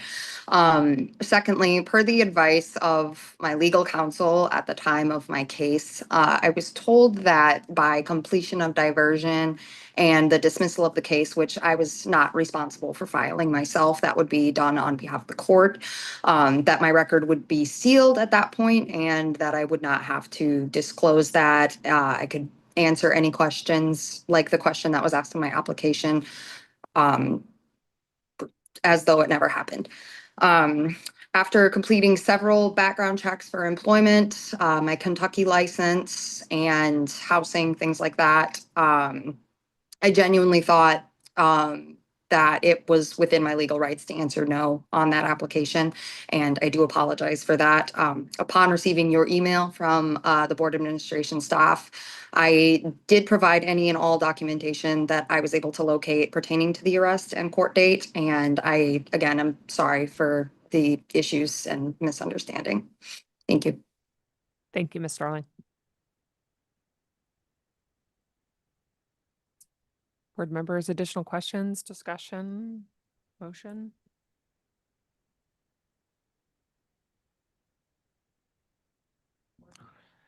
Yeah, I move to accept her application for pharmacy technician and upon paying $250 for failing to disclose charges in her application. Do I have a second? Second. Any discussion? All those in favor? Aye. Aye. Any opposed? Motion carries. Thank you very much for being present, Ms. Starling. Thank you. Item 19H, Angela Ryan Ferrucci, pharmacist applicant. Is Ms. Ferrucci present? Yes, I am. Good morning. Good morning. If you could please introduce yourself for the record. Yes, my name is Angela Fercucci. Good morning. Ms. DeLeon, can you give us the review for this one as well? Yes, Angela Forcucci applied for a pharmacist licensure via reciprocity on October 15, 2025. She holds a pharmacist license in California, which expires on August 31st, 2027. Ms. Forcucci disclosed disciplinary actions on her California license. From December 30th, 2007 through March 28, 2011, Ms. Forcucci served as the pharmacist in charge of Advanced Pharmacy Home Care, a pharmacy located in California.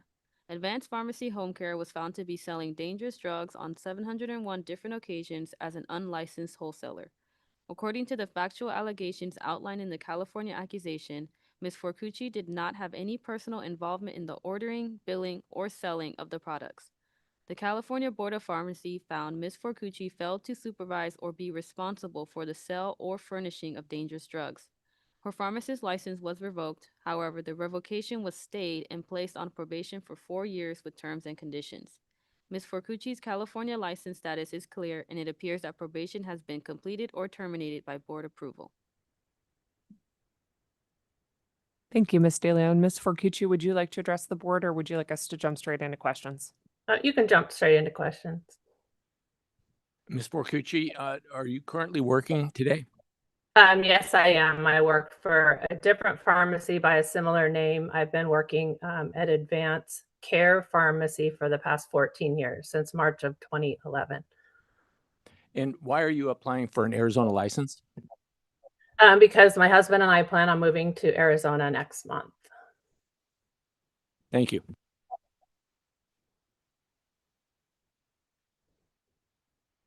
Have you successfully completed the probation of your California order? Yes, I did. I completed it early. I applied for early termination after 2 years of my 4-year probation, and it was granted less than 3 years since it started. And I think it was June of 2018, I completed my probation. And your license is active and good standing in California? Yes, it is. Thank you. I'll move to approve the application. Second. A motion and a second. Any discussion? All those in favor? Aye.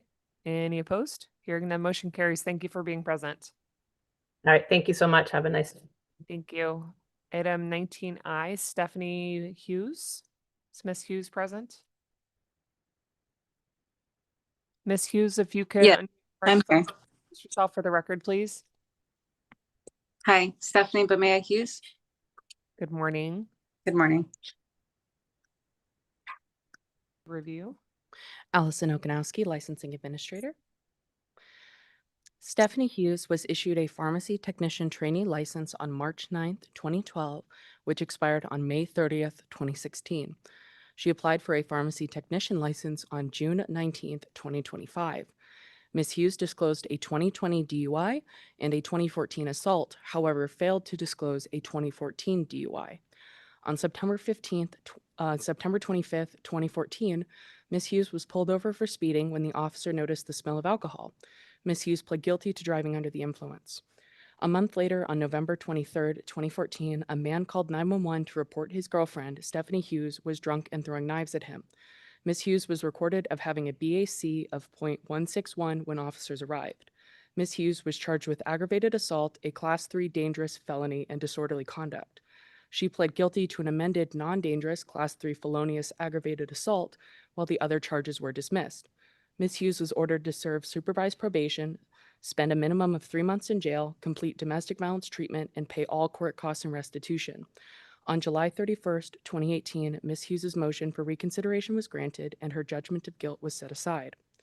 On April 16th, 2020, police were informed of a hit and run. Officers later pulled over a car matching the suspect's description. The driver, identified as Stephanie Hughes, was slurring her words and smelled of alcohol. When officers offered field sobriety tests, she refused and resisted as officers arrested her for DUI. Ms. Hughes was charged with resisting arrest, DUI, BAC above .08, extreme DUI, BAC .15 to .2, extreme DUI, BAC greater than .2, liquor consumed in vehicle, failure to stay at accident, unsafe turn, and open container in vehicle. Ms. Hughes pled guilty to extreme DUI, BAC .15 to .2, with her other charges being dismissed. She was ordered to spend 24 days in jail, 96 days on home detention, attend alcohol screenings, pay fines, and install ignition interlock. Ms. Hughes successfully completed monitoring January 11th, 2021. Thank you. Ms. Hughes, would you like to add anything before we go into questions? No.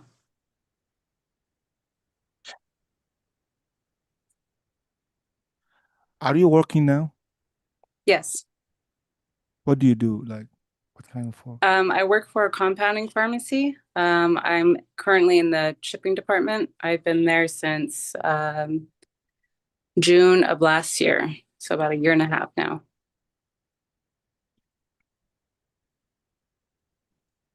What do your duties entail there? Just ensuring that the medications are packed correctly and they get out in a timely manner to the customers. So you're not doing any dispensing activities? No. Okay.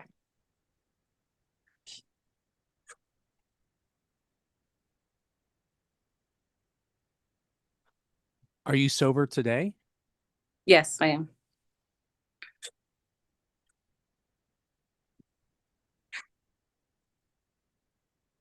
Why did you only disclose the one charge? When I was filling out the application, I think the wording confused me. It said I didn't have to disclose anything that was more than 10 years. So I didn't disclose the first DUI that happened in 2014.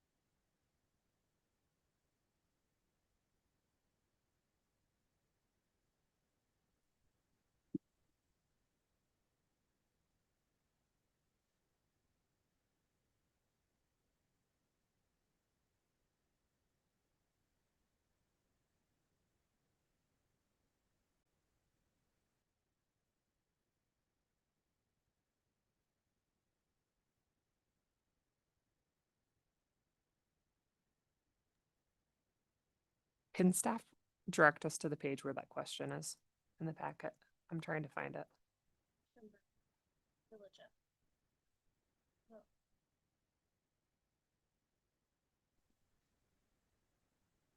It's not in there.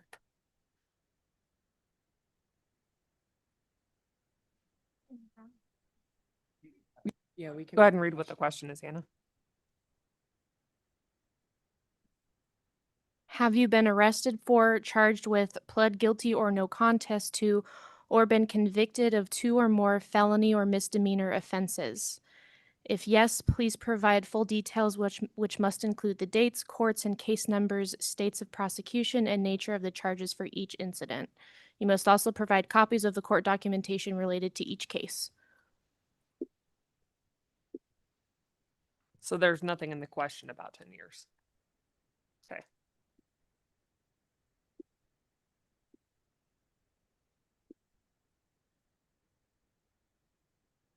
So I just see this one as a non-disclosure. It looks like these charges were all. Well, she had a 2020 DUI. 2020 and 2014.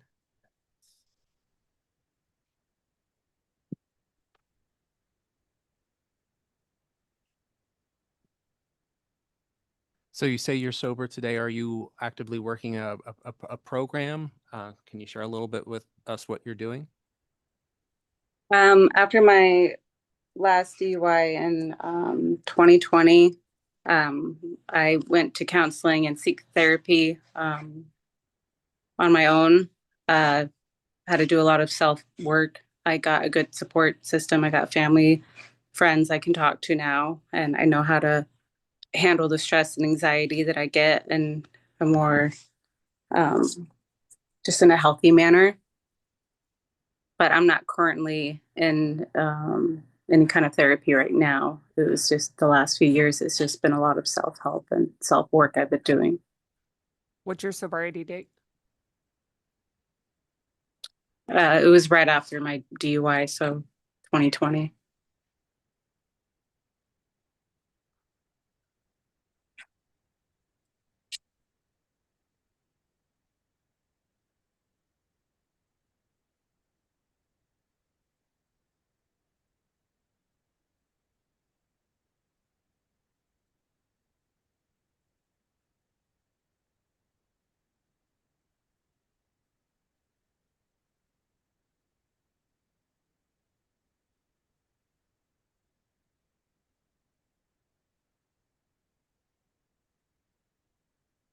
Thoughts, board members?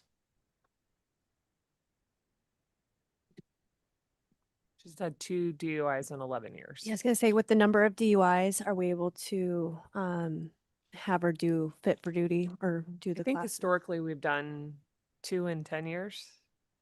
Or is that like,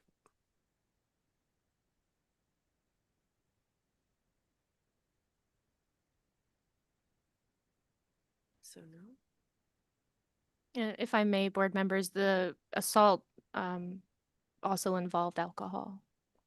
Yeah. There's 3 incidents, right? September 14 and November 14 and the 2020. And the other thing is, most people that are actually working a program know their actual sobriety date. Board members, if I may direct your attention to the board book on page number 22. There is a criminal background grid that states generally this board will issue an interim order for drug screening if there are 2 DUIs, 1 greater than 5 years and 1 less than 5 years.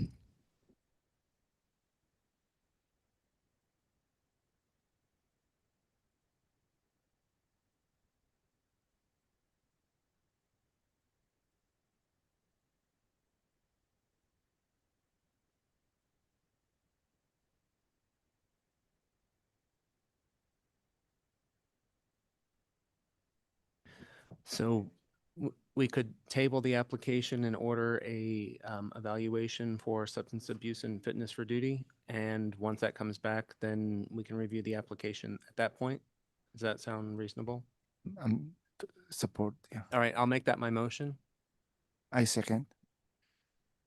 I have a motion and a second. Dr. Gandhi?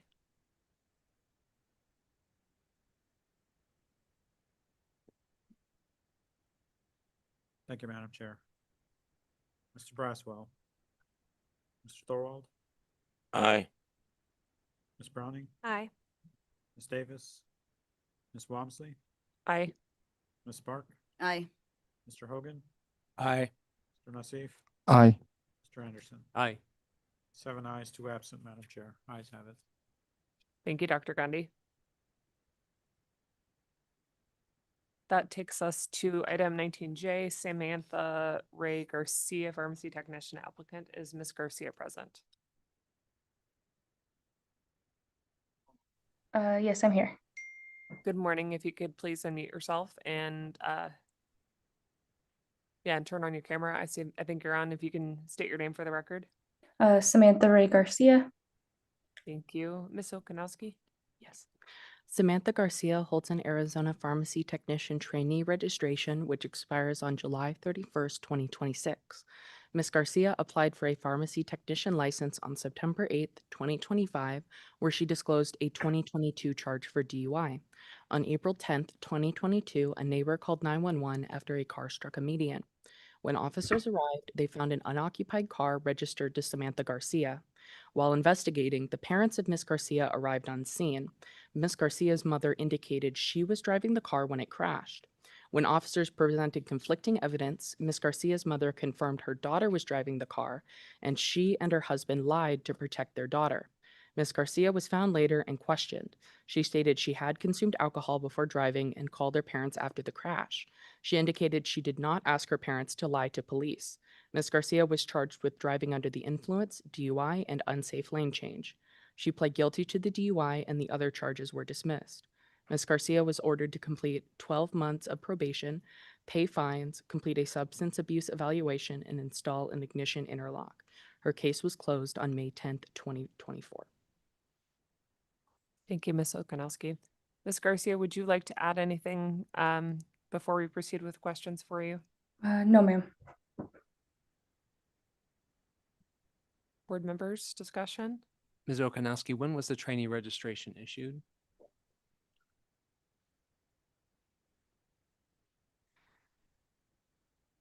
The trainee registration was issued 7/25 of 2023. So there would be no duty to report that on the trainee registration because of the application at that time. Okay, thank you. That was the first month that we had that new application.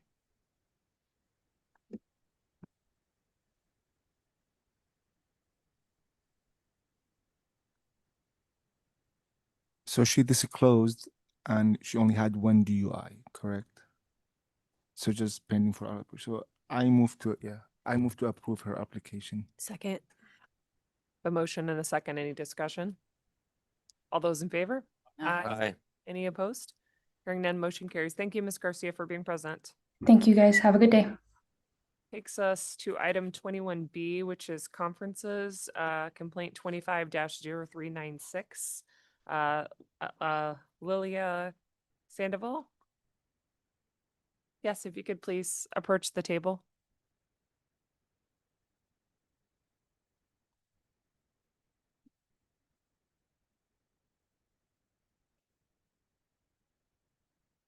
Good morning.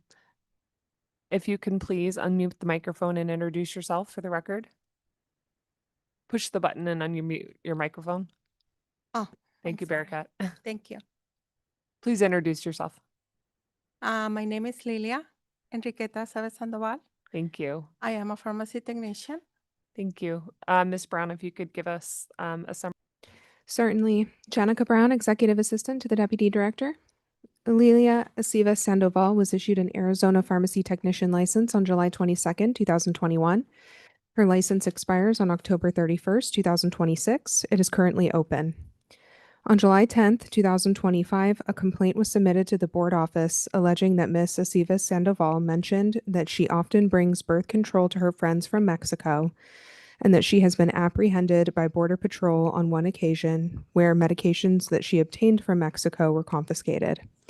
The complainant also expressed concern that Ms. Acivas Sandoval may be using her pharmacy education to improperly bring controlled substances or prescription medications into the United States from other countries. Staff made several attempts to contact Ms. Acivas Sandoval for a response to the complaint. However, staff was unsuccessful in reaching her. The board considered the matter during the October 2025 board meeting and decided to hold a conference and issue a subpoena to compel Ms. Acivas Sandoval's appearance. On November 5th, 2025, staff sent Ms. Acivas Sandoval a subpoena to appear for today's meeting. On November 6th, she contacted staff inquiring about the complaints. Staff responded to her and provided her with information pertinent to the complaint, including documentation of all attempts to reach her. In her response to the complaint, she stated that she did not see the emails and that the mailing address on file was for a former address. She further indicated that the complainant was a coworker and former tenant of hers and that the allegations against her are an absolute lie. She stated that she has never been arrested by Border Patrol, much less bring birth control to give to her friends because it is illegal, and because no one uses any type of medication of that kind since they are elderly women like her. All of the documents that were sent to staff by Ms. Acivas Sandoval as part of her response to the complaint are included in the board's files for review and consideration. Of note, Ms. Acivas Sandoval raised concerns about the complainant that staff is reviewing and addressing separately. This matter is before the board for discussion, consideration, and possible action regarding the facts of the complaint filed against Ms. Acivas Sandoval. Thank you, Ms. Brown. Ms. Acivas Sandoval, would you like to add anything before we proceed with questions? No.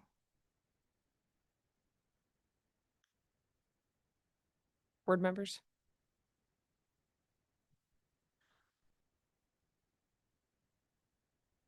So the allegation says like you brought like birth control to give it to family member or friends. So this is not true.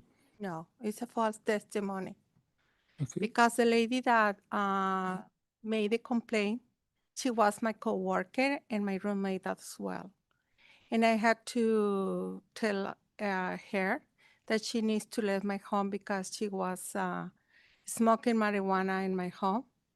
And also she used a control medication as well. And she became very crazy in my home. So I told her, please leave my home. And she became very mad and she tried to affect me in all my areas in my work. She she submitted a restriction order against me. And I have been affected in my job because I have to stop working for 2 weeks. So also I have been working at PillPack Amazon for 6 years, for 5 years, 10 months.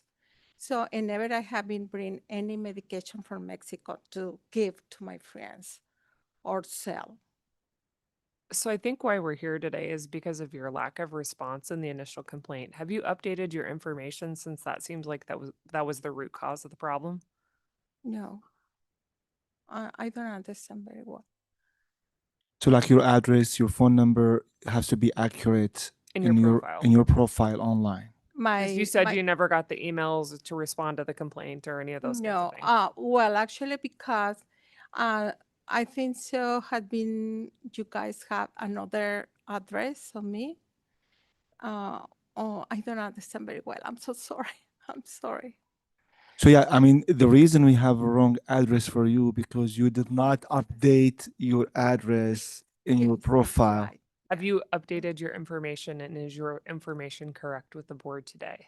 I updated my correct address or my current address. I think so in March I updated because I'm living right now in Maricopa and before I live in Mesa, and you guys had the wrong address. But I believe that when I updated my current address in March, I think so. Yeah, just in case, like because the time when we tried to reach out to you, we did not have your correct address, which is that's against what our rules. But now it's updated. If just make sure it's updated. Mr. Al Nassif, if I may. It appears that we have a physical address located with Maricopa. However, the mailing address is still in Mesa. Is that right? Yeah. So the mailing address in Mesa? No. The mailing address is Mesa. No, Okay. I'm sorry. So, Ms. Acivas Sandoval, you just need to make that update. You need to change your mailing address to the Maricopa, and that will be compliant. But that's why you didn't, because the mailing address is inaccurate. Yeah, is it correct? I think so right now is correct. It's She it's just, correct, right? No, she just said that your mailing address is listed in Mesa. Oh, really? So yes, the way you corrected. I'm sorry, guys. I don't understand very well. I'm very nervous right now. Okay. While he's doing that, Miss Brown, we don't have any. Yes, this is my current, yes. Miss Brown, we weren't able to find any investigative evidence Okay. of the That is- charges, correct? That is correct. I was not able to corroborate any of the allegations. Okay, you were not able to corroborate any of the allegations. The reason Correct. primarily why we are here is due to her lack of response. Correct. Subpoena her. Yeah. Okay. But we haven't not make any motion, right, on the complaint. It's still open. It's still open. Okay. So yeah, just like you need to have a profile online, you go update all your information, phone number and address. Okay. Otherwise, it's gonna be violation. And so I need to pay something else. you can contact our the board staff. They will show you how to do it. Okay. So we've got the matter of the complaint with us today. Do we have any additional questions for her? I mean, I'm fine. Complaint, I would move to dismiss the complaint.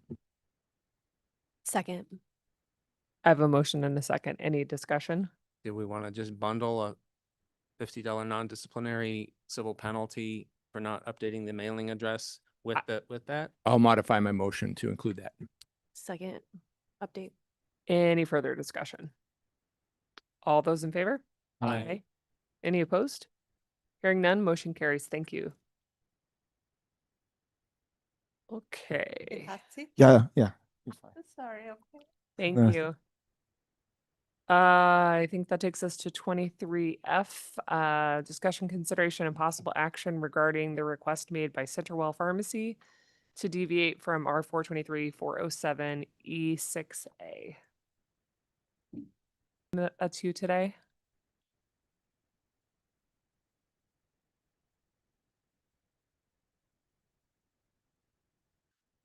Good morning. If you could introduce yourselves for the record, please. Good morning, board members. This is Ram Kalapudi, Compliance Officer with the Arizona State Board of Pharmacy. Yeah, good morning, board members. Nathan Hunnell, pharmacist in charge of Centerwell Pharmacy located here in Phoenix, Arizona.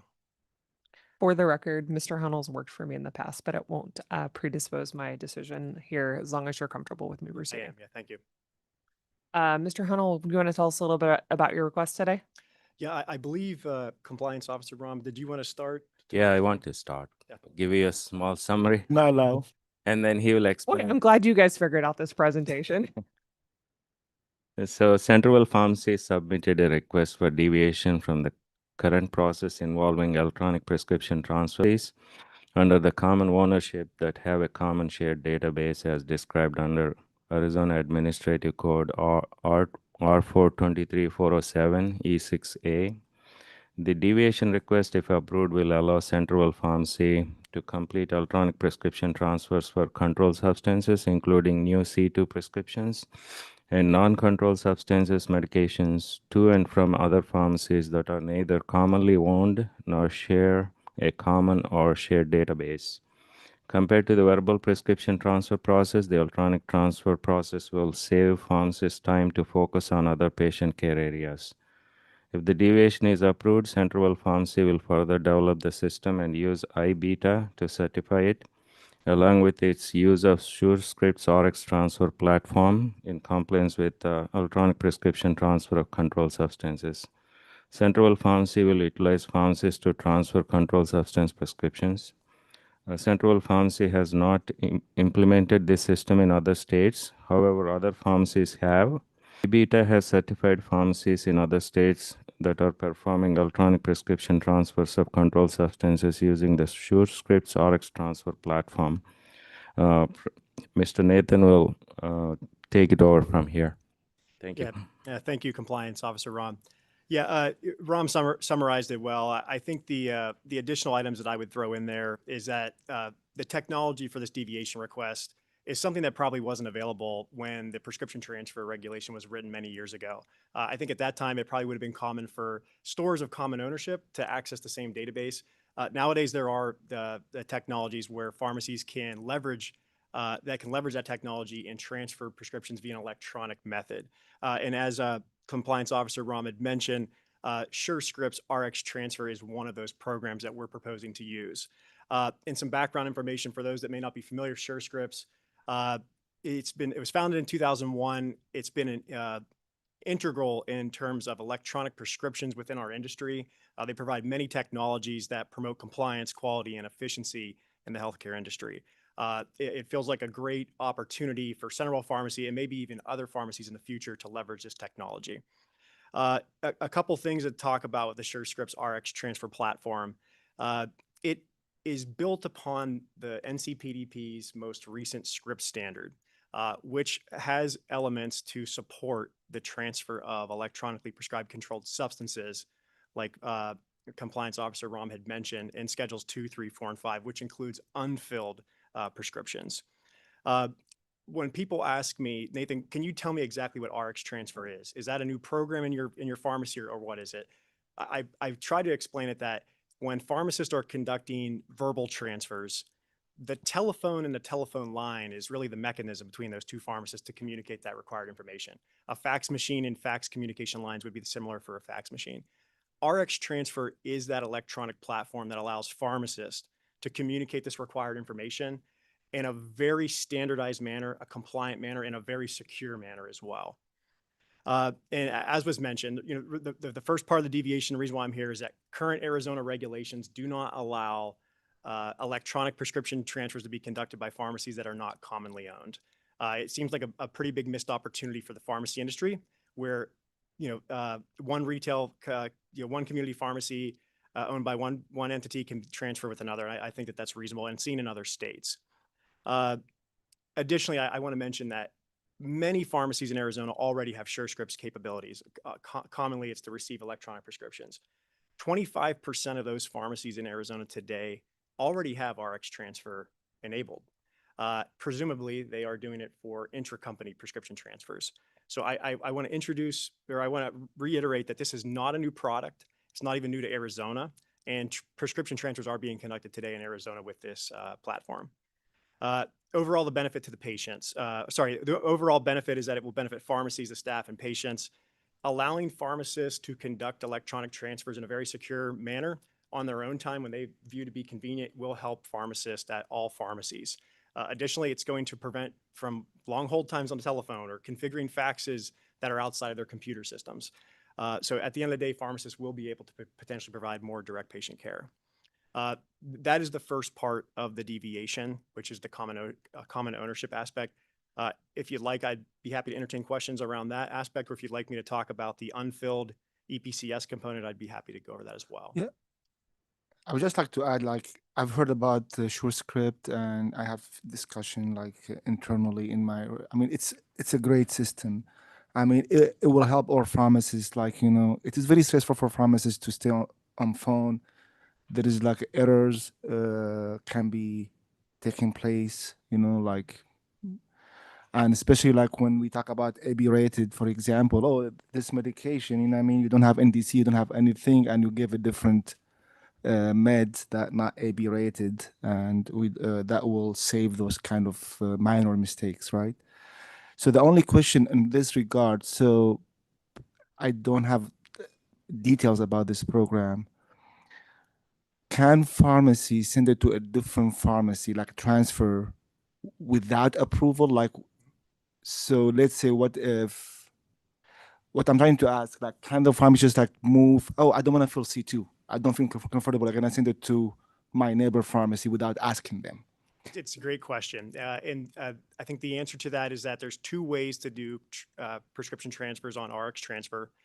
There's what's called a push. So if I receive a prescription at my pharmacy and the patient says, hey, I wanted it to go to the one down the road, that pharmacy has to be on the SureScripts network with RX Transfer already. If I see them, I can push the prescription to them. That doesn't mean that it automatically goes through, though. They have to review it, and they have to approve it, and then it sends a transaction back to me of confirm. Okay, yeah, thank you. I've seen it in action. My company has piloted it, and I 100% agree with you in terms of the benefits of the program. I honestly think it's a lot safer, and anything we can do to leverage technology to help our patients and our pharmacy teams, I think, is personally smart. And I don't know if I can see many deviation for that. I don't know if you can do something to avoid. I think we like should look future at the rules, deviation. and I know that's not on the agenda. I can bring that up later, but I think we should look at the rules because thank you for bringing it forward, because you're right. It's a miss in our rules right now, in my opinion. It is Cam? in our rules. Federally, I believe it's allowed now. And I think Ms. Galvin, if you can chime in, federal law supersedes our laws. So if it's allowed federally, I think board doesn't have to take any action. I think it's allowed. Yes, generally, yes, that is the case.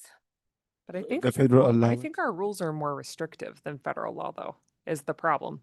It says between two pharmacists, for example. So can you prove there is two pharmacists involved in this? Yeah, so a component of that audit log would be the pharmacist or the pharmacy staff member. Okay. Yep. So are you saying we don't need a deviation, Cam? Your thoughts on that, Ms. Galvin? If you don't need deviation, that would be. Yeah, I would go ahead and grant the deviation. So we have a record of it. And that's for control and non-control, right? The request, including C2. Yeah, and I did have some additional detail that I wanted to provide if you'd like to hear it. Okay, let's go ahead. Yeah.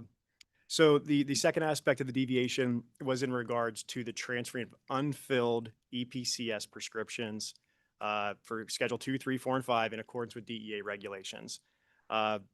This is something that the DEA has contemplated for many years and finalized their rule in 2023, where it is allowed to do that, which was not allowed prior. RX Transfer, SureScripts RX Transfer at that point had built their program to be compliant with those DEA regulations. It is being used in other states to transfer unfilled EPCS prescriptions. And additionally, to provide comfort with this process is that anytime a pharmacy were to engage in these types of transactions through SureScripts, you have to become certified by a DEA approved certifier. We will use iBeta. iBeta is a commonly used DEA approved testing company that audits and tests pharmacy applications for DEA compliance. The DEA doesn't do their own auditing. They send it out to companies like this.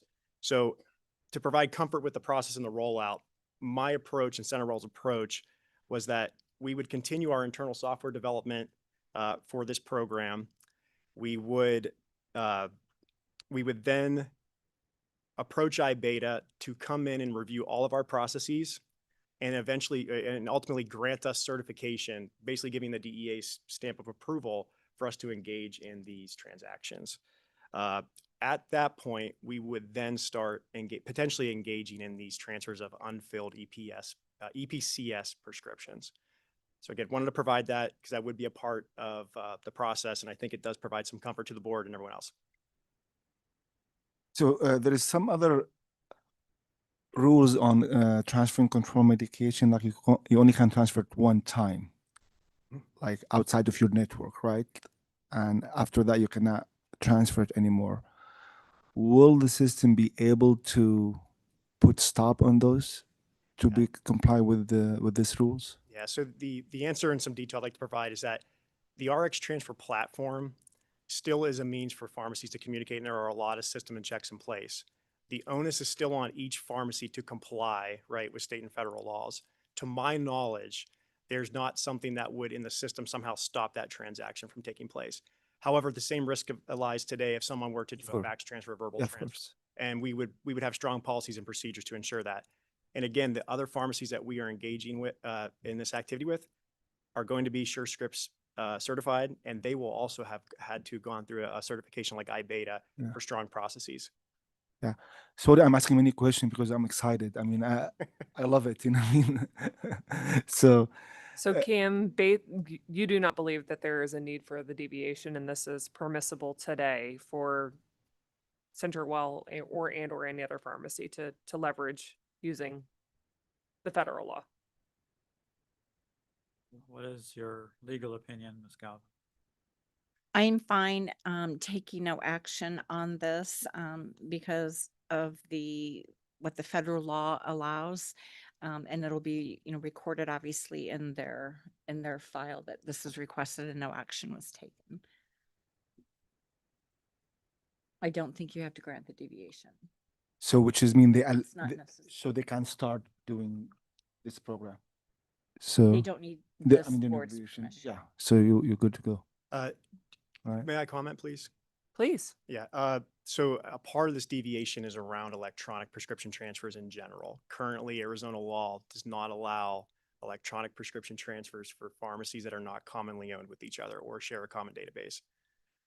I would respectfully ask that, I believe personally that a deviation would likely be needed for that particular regulation, but obviously respect the board's opinion here.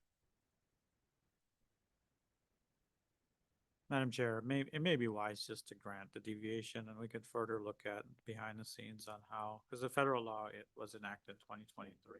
Yeah. I believe ours kind of mirrored federal law prior to that. Since it changed, I'm not sure why we have redundant laws, but I 100% agree with you. I would love to get rid of them. we'll address that at a future task force meeting, but maybe prudent to just approve the deviation. And honestly, if we're able to clarify and put something out and even a newsletter or something like that, like I said, I think that there, to Nathan's point, are a lot of other companies that probably would be interested in using the same thing. And our rule process does take a little while. So if there is the opportunity to improve patient safety and reduce work for Absolutely. others, I think that would be prudent. Would be awesome. Well. But And now let's say we grant the deviation for him to transfer. Let's say he transferred to a pharmacy that did not get deviation from us. If that's okay? I mean, this is my concern. Like he got approval from us, but how can they accept it on but the how other can they end? accept it? Now we approved him. Isn't it still federal law? So it's okay. Depends on if there's any blockers in our law. But if there's a way that we can address that, I think we should. And maybe that's a topic for a future agenda item. Yeah, it's definitely not agendized for this to. The near future. I have zero concerns with the I have- deviation. I just want to make sure that it's usable, and if there is the opportunity for us to do something for the greater public, I think it's smart because I've still work shifts in pharmacies and the phones are ring off the hook. And there's no value in people sitting on the phone waiting to do a transfer. And there isn't a way to do the electronic transfer of a C2. And there's so many products that Yeah. have shortages that it's a lot of work even on the additional, like Oh on the my God, medical yeah. providers too, especially when something might be out of stock at one pharmacy and you have to call and have them cancel it and send it to this Absolutely. pharmacy and that pharmacy and all the things. Or especially when you're closing a pharmacy, you need to transfer everything to. It definitely brought it to light during COVID where Yeah. pharmacies had to close, right? And the patients were kind of stuck. They may still be stuck because of insurance reasons, but if I may ask a question, Mr. Arnold. Arnold, when you when your pharmacy gets a prescription for a controlled substance and it's put on hold status, we'll say, is it vetted, DUR, validity of the prescription? Because if the other pharmacy is now getting it, are they assuming that all that process has been done on your end? Yeah, so we would have to, a part of this RX transfer transaction, we would also have to click to approve and transfer that. And it would be within our process to assign a prescription number and perform pharmacy verification 1 task to ensure the accuracy. Mr. Hunnell, would you guys, after this, you have that deviation request, willing to publish this or share this information about the results with others? Because to everybody's point, this is a great workload reduction for staff and patient safety. It'd be great if you had some data to share on how well it worked. Yeah, be more than happy to. Just in terms of timeline, like I said, we were waiting for this presentation today to understand if this would be approved or not. We still have some internal development to do, but be more than happy to maybe come in early to mid 2026 with some requested information for you. And I know like SureScript been talking to organizations about this feature and they're all excited. I mean, I have not heard any concern from anyone. Actually, people like love mean, the service. There's a couple states that require it now. And my company has been in pilot for a while. Yeah. With a similar product. And there is a reason why we force electronic prescription from provider. This is, I believe, the same reasons apply between pharmacies to pharmacies. I mean, and this is great. Sorry, for Dr. Anderson's question as well. I know the question came up like, can we do this with other pharmacies in Arizona? We're licensed in all 50 states. We're going to have opportunity to do this transaction with pharmacies in other states. So that's most likely where we'd be able to obtain that data and provide that at a later time.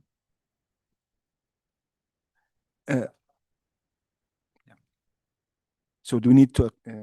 It would be wise to just approve it. Yeah. So we can have further discussion later. So approve the request for deviation. That's my motion. Can we include in there that we hopefully see some data in a year from now in the deviation request, just so that it's on a tracker so that we don't, I don't know. I mean, don't know if that's I necessary. mean, I can add it. I would love to see it. I think we changed the rule is my personal opinion, and I don't, it complies with federal law. Where our rules are behind federal law. And also there's one more rule. Mr. Hunnell loves to speak before you guys, so I don't see that to be an issue. He'll reach out in 6 months or so to say, hey, I know board wanted to hear from me again, so thank you. That's not on me. I had a motion to approve. Do I have a second? Second. All those in favor? Aye. Aye. Any opposed? Thank you, Nathan, for bringing it forward. Thank you, board Appreciate members. it. Greatly appreciate it. Let's see.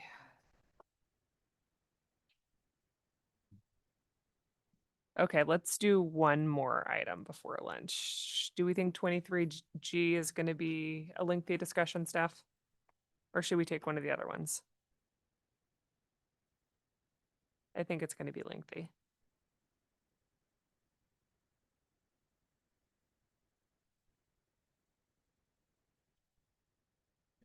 Huh? Do you want to do that one? Let's skip to 23H.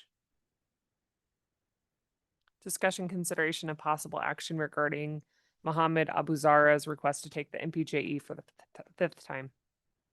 Good morning. If you could please introduce yourself for the record. Yes, Mohammed Abuzara. Mr. Abuzara, can you tell us a little bit about why you're before us today? Yeah, I'm in attempt to take the MPJE. I have been struggling with it, and I need your permission to take it for the fifth time. To just give you a review of my whole case or journey. I came in front of you in 2023, I believe, and I was represented by Mr. Rain, Michael Rain, at that time. The board approved me to go ahead and get an intern license. At that time, I was within the 5-year period of not being practiced as a pharmacist, and the board approved me to practice as an intern and do 400 hours to show my competency. There was a block in the road because of my struggle with alcohol and substance abuse in the past. I had some criminal charges. I attempted to get the fingerprint clearance card.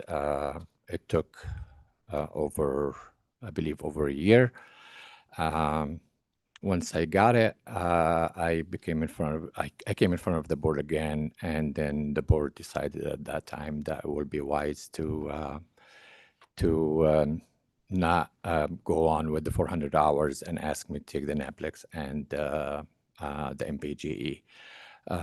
Throughout the whole process, I have been in the PAPA program, and I've been successfully monitored for almost 2.5 years now. I'm actually also sober.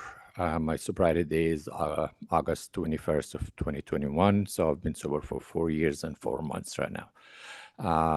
I successfully passed the NAPLEX the first time, and I am having trouble with the MPGE. There's 4 categories. I believe I passed the categories, but not in one setting. So I am here to petition the board to give me a chance again to get the 5th time, and I'm so close. And I appreciate you. Is your intern license still active? Correct. Okay.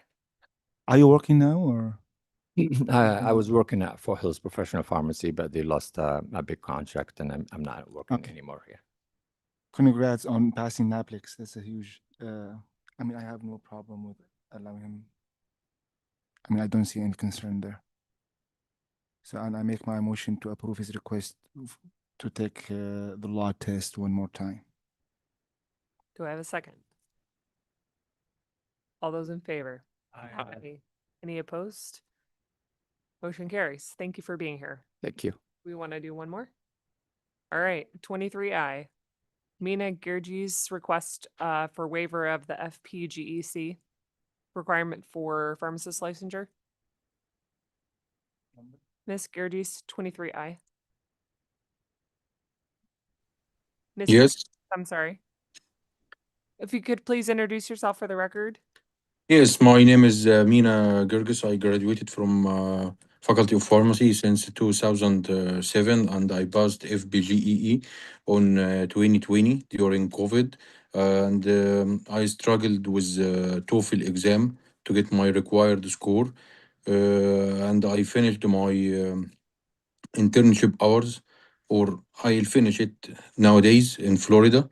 And I am asking to waive my required TOEFL exam to get authorization to test the NAPLEX exam. Staff, if you could clarify for me, I don't think we have the ability to waive that for a pharmacist. Is that correct?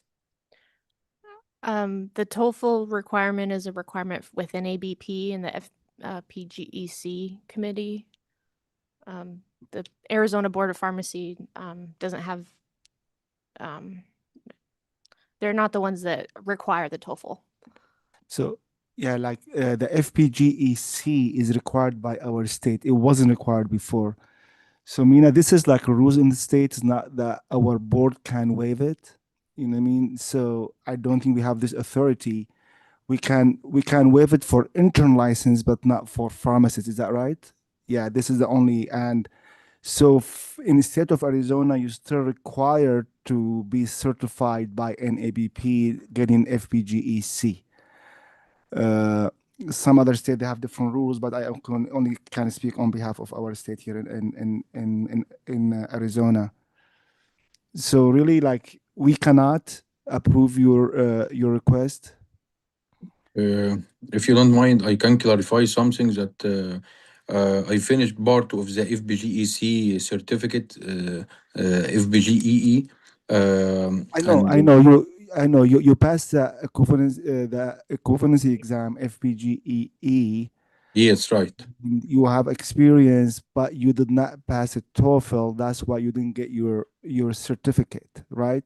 Yeah. So I'm But the asking state, if, oh, okay, Go if the ahead. board they can give me authorization to test or approve my case to take the NAPLEX exam. No, we cannot, because when I approve you to get your NAPLEX, we are approving you to be a pharmacist in our state. So we cannot approve that.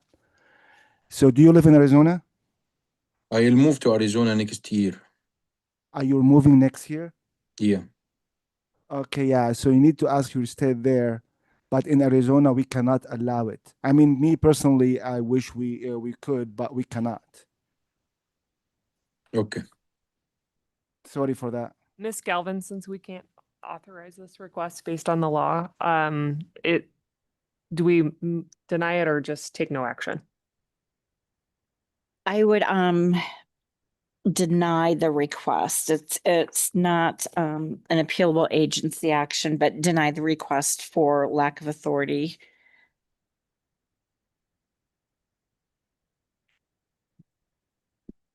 Is there an opportunity to have staff do this so that this doesn't have to come in front of us again?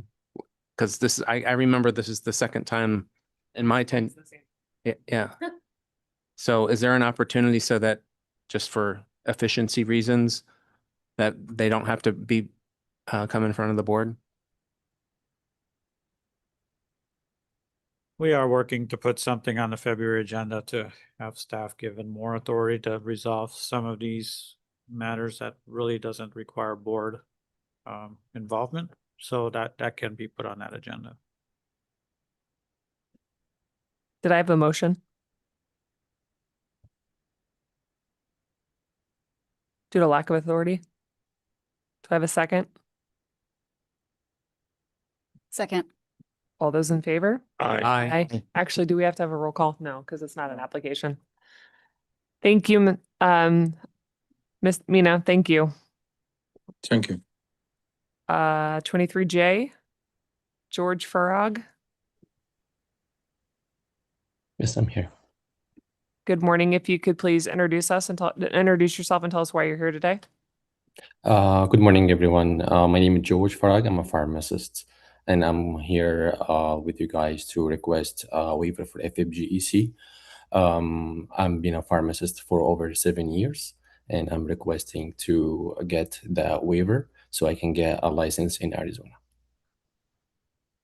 So this is the same thing. So you passed FPGE?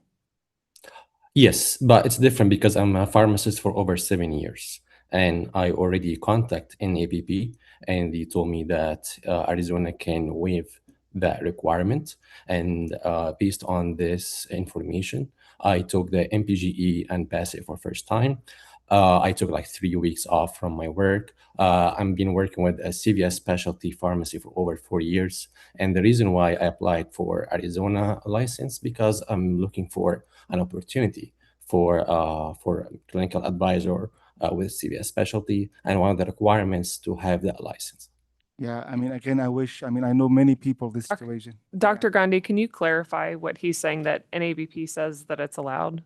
I don't believe it is, and I don't know that that's their place to say that it's allowed in our state. It is not allowed, and if NABP has been saying that, we will clarify that with NABP. I mean, they're allowed to request it. I believe so. I mean, I'm not an NABP person, but I know many cases like this. You can request it, but it's up to the state rules. So state of Arizona is very clear, says FPGEC, like you have this certificate. Other state doesn't say it, just like passing TOEFL or whatever, like more vague or more gray. But Arizona, like since 2017 or something, like made it very clear. Madam Chair, knowing NABP, they usually don't say the state can waive it. They usually ask them to just reach out to the state. But there's any way to, in this case, in the state of Arizona, can we waive him? Like, he's been pharmacist in different state.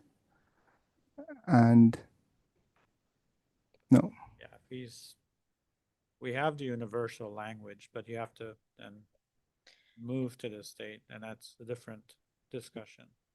The training and education has to be substantially passed.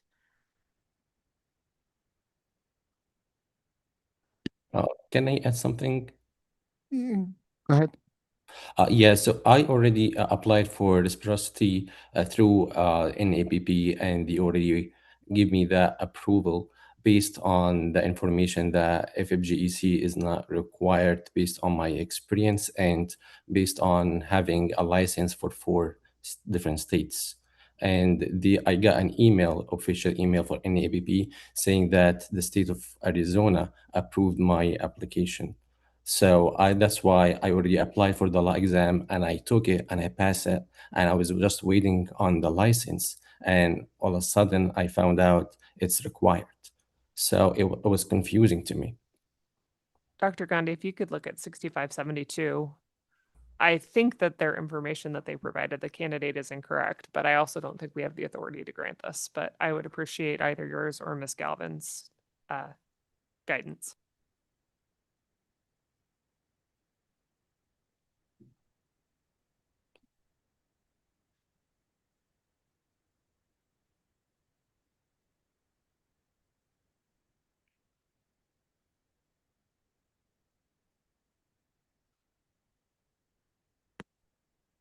So, Madam Chair, this communication may have resulted from a miscommunication about the universal licensure law that's in effect right now. We did have a conference call with NABP to clear the air about what that intent is for universal license. So that may have generated this response. But again, we do not have the authority to We don't grant have this the authority request. to waive FPGEC.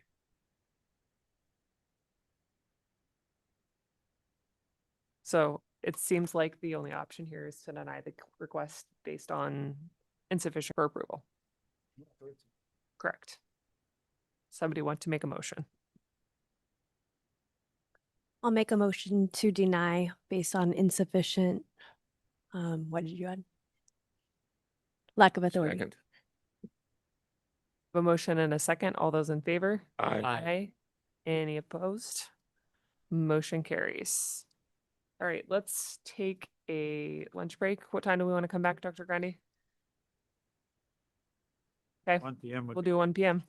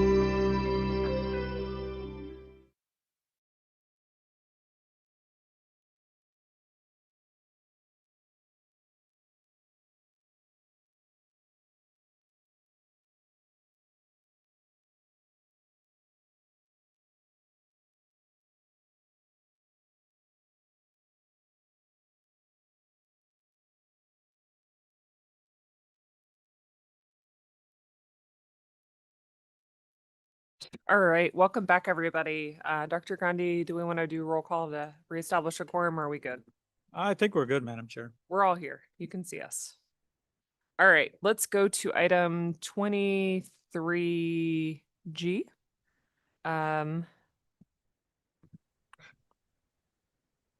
Discussion and consideration and possible action regarding the potential made by TH to enter into a confidential agreement for probation and monitoring. Ms. Galvin, should we just go ahead and make a motion for executive session and bring that person in? I would agree.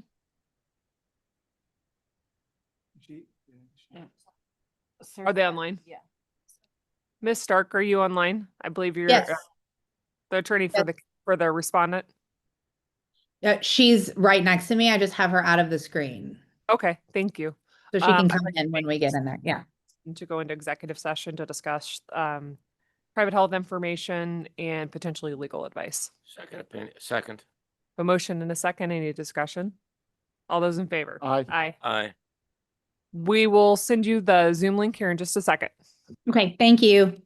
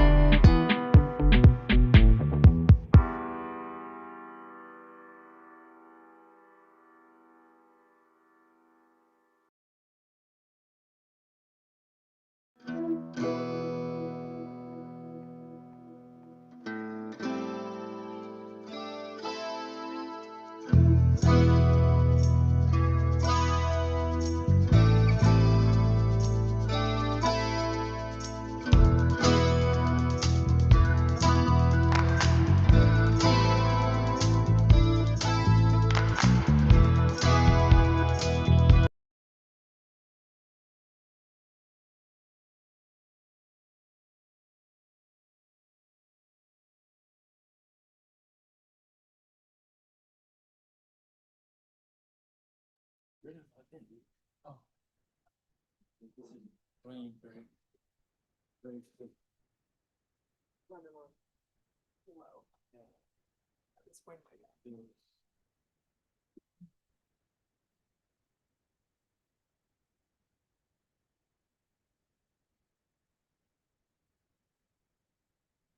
right, welcome back, everybody. Again, the request before us today is to allow this individual to enter potentially into a confidential agreement for probation and monitoring.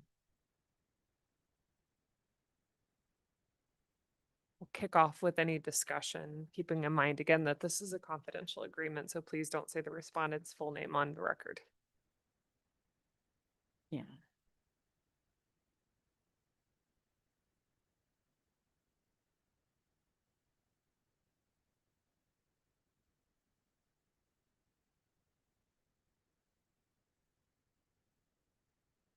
Anyone? Discussion? I would be opposed to giving confidentiality.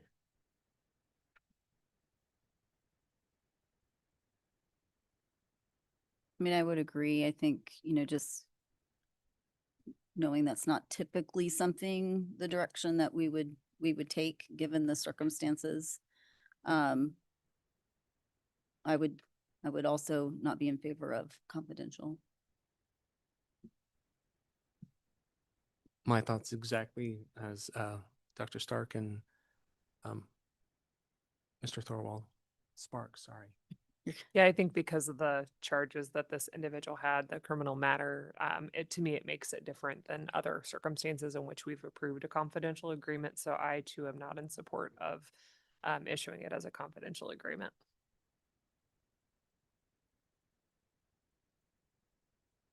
Sounds like at least a couple of us are ready to make a motion. So somebody want to take a stab? Sure. So I will make a motion that we deny the request for confidential agreement and reissue an agreement non-confidential to TA or TH. My apologies. Second. I have a motion and a second. Is there any discussion? Dr. Gandhi, would you like to do roll call? If I may, does that motion include if TH decides not to enter into the consent agreement, the matter would be referred to formal hearing? Yes, I'll amend my motion. I'm in my second. Right. Mr. Braswell. Mr. Thorwald. Aye. Ms. Browning. Aye. Ms. Davis. Ms. Walmsley. Aye. Ms. Park. Aye. Mr. Hogan. Aye. Mr. Nassif. Aye. Mr. Anderson. Aye. 7 ayes, 2 absent, Madam Chair. Ayes have it. Thank you, Dr. Gandhi. Thank you for being present. Next item is item 23K, Jose Leonardo Bustamante, fifth attempt for the NAPLEX. Is Mr. Bustamante present? Hello, yes, I'm here. Hi, if you could please introduce yourself for the record, and if you can turn on your camera, we'd appreciate that. Hi, I'm Jose Bustamante here. Good afternoon. So you're here before us today to request the a fifth attempt to take the NAPLEX. Yes, that's correct. Can you tell us a little bit about what you're doing differently to prepare for the exam? Because this would be the last time that we would be able to approve this for you. So Yeah, so basically what's going to be different is just I've been reaching out to a lot of the people that have been graduating now, been going into more of the focus groups to see what people have been talking about. Like I know in May was when the NAPLEX changed. So that changed from when I was taking it. So I've been trying to get a little bit more of an idea of what I need to do, how people have been studying. Because, I mean, the way that I've been studying has not worked out so far. And it's just been having a hard time with that. So I've been talking to a couple of like past classmates, what they did. I did receive books for the past NAPLEX now. I'm planning on repurchasing the UWorld Access, do question bank and go and doing like probably the whole UWorld Access again. I did lose access back in when I had I think this was 23, and so I want to repurchase all that. Like I said, I got the past Netflix now, um, all the books, the references.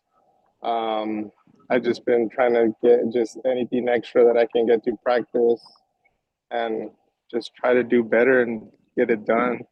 It's just something that has been really like just bugging me that I can't get it done. And pharmacy is what I've known and done, and especially now it's just been hard just like finding a job in the field. Just coming from pharmacy since 2009, and it's just been really hard to even find anything that's even related to pharmacy without a license. So I just want to get this done and go into something that I've been doing for a long time and get back into it. So you're a 2023 graduate. It looks like the last time that you took the NAPLEX was in October of 24. Is that correct? Yeah, that's correct. So when I graduated, I got accepted into residency. Took it the first time, unfortunately failed. The second time they gave me a chance in residency, I couldn't pass it, so I ended up losing my residency. And after that, I had a job offer as well, contingent to me passing. It didn't happen. I redid it again. I had another job offer.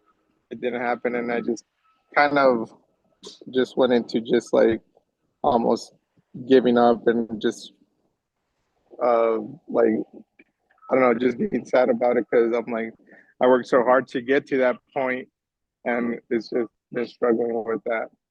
And Well, I'm glad to hear that you're investing in some tools, because looking at the actual competency areas, it doesn't look like there's been a lot of improvement exam over exam. yeah, it seems like it's in the same areas. Math wise, I know I was struggling, specifically with like calculations. I ended up getting another book that I've been seeing in Amazon. That's I think it's like 300 calculations for NAPLEX. It has calculations and answers. I did buy last year. Last year was when I buy the RX exam prep. So that one had like calculations in there. It has a book of, I believe it's also like 300 calculations to go through. Like I said, I've been talking to people, different like Facebook and different social media. They've been saying that to kind of keep the practice and keep consistent, they've been doing like 30 to 40 calculation questions every day, keeping it constant just to, by the time they get to the exam, they're feeling prepared. And as far as like just the other materials, just going through question bank, going through the questions, really analyzing like why it's wrong, what's the like what really is the answer, and like if you don't understand it, kind of go back, watch the slides, and then just go from there. Board members, additional questions or discussion? Not to add more doom and gloom, but it looks like your MPJE score also expired, so you're gonna have to retake that, and I just want to make sure you're aware of that. Yeah, when I went to talk to the board there this year, because I was wondering to see what can I do as far as like what I needed to do for the 5th attempt, and they let me know that my MPJE was going to expire, so that's something that I will have to retake again. So I think right now what I really wanted to focus on is specifically would be just this NAPLEX. I feel like I could do the MPJE. I passed it before. I knew what I had to do to get ready for it and pass that second time that I took it. I got really prepared. I knew I still have all my notes that I did and when I passed. So I think that shouldn't be too much of a problem, hopefully. But just the NAPLEX is the one that's been just really kicking my butt with. It's been Just a over a study. year since you've taken it, and there's only one area that you've passed that you meet the minimum performance standards. So I'm fine with approving his request, but I highly suggest that you invest whatever time you need, because this would be the last time that we could approve this for you. Yes, and I think I don't want to really rush it into like I really want to take my time, like pay for the to get my like approval to test and really actually like sit down and take my time to study, because I feel like the other times I was either rushed by residency to get it done because we had due dates, and I understand there's due dates for it, so I really wanted to get that done to continue it. So it only gave me like about 2 months of like restudying back into that. And then especially with the job offer, it was something that I really was hoping that I can get it done. Kind of also rushed through it a little bit. And so this time I don't have a job offer, but I really want to sit down and take my time and give myself enough time to like really understand this and really sit down with each concept, get it through practice, and practice a lot. And I think also one thing that I've been hearing positive about has been to do the pre is it the pre-NAPLEX and the NABP, and just test myself, maybe even take it twice and make sure that I get like a really good score, meaning that will give me how prepared I am in order to take the true NAPLEX. So yeah, I just want to give myself enough time to really do it this time and get it done.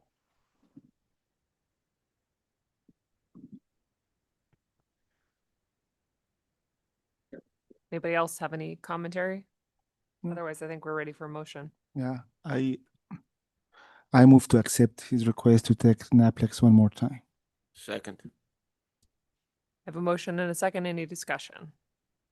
All those in favor? Aye. Any opposed? Hearing none, motion carries. Good luck to you, Mr. Bustamante.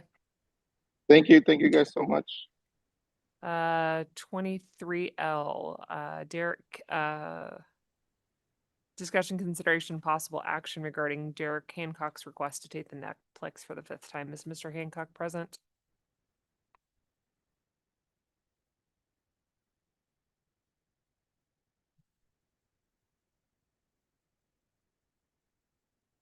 No?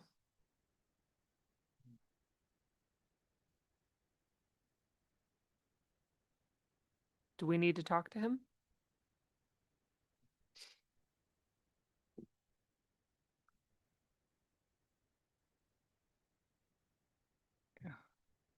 His scores look like to be progressing, at least. Yeah, I mean, He only had 2 of the 5 areas that he was below minimum competency on this last exam, and it looks like it's been sequential improvement every time he's taken it. Do our rules say that they're supposed to appear before us no. to request it for the 5th time? No? Okay. No appearance, or is it just a request?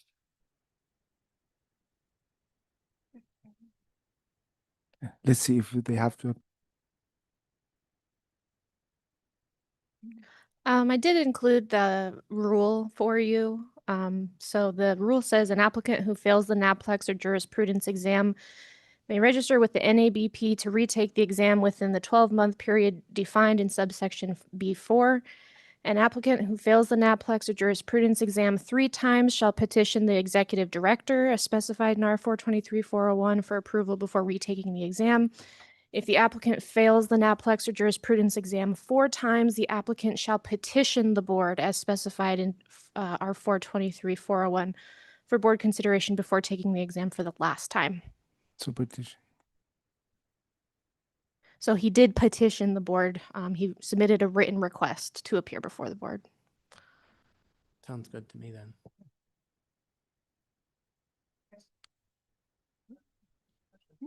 I move to accept the request to take NAPLEX exam for one more time, or the last time. Second. I have a motion and a second. All those in favor? Aye. Any opposed? Hearing none, motion carries. Item 23M, discussion, consideration, and possible action regarding the request made by David Rosales to take the NAPLEX for the 5th time and to renew his intern exam. Is Mr. Rosales present? Yeah, I am present. I am here today. Good afternoon. If you could please introduce yourself for the record, and if you can, turn on your camera, please. Yeah, my name is David Rosales. I am a graduate pharmacist. So, Mr. Rosales, I don't know if you heard our first discussion with another candidate, but tell us what you're doing a little bit differently this time to prepare for the exam. Yeah, so my scores have been marginally getting better each time that I've gone.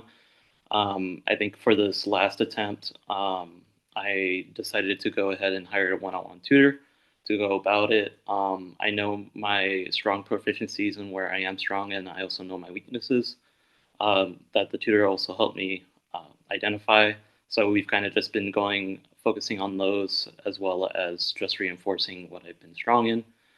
And that's pretty much what has been going on. I give a little bit more talk. I have passed my MPJE, so this is just the last step in order for me to become a working pharmacist, and something that's just kind of been lingering around, but I am very determined to go ahead and pass that exam.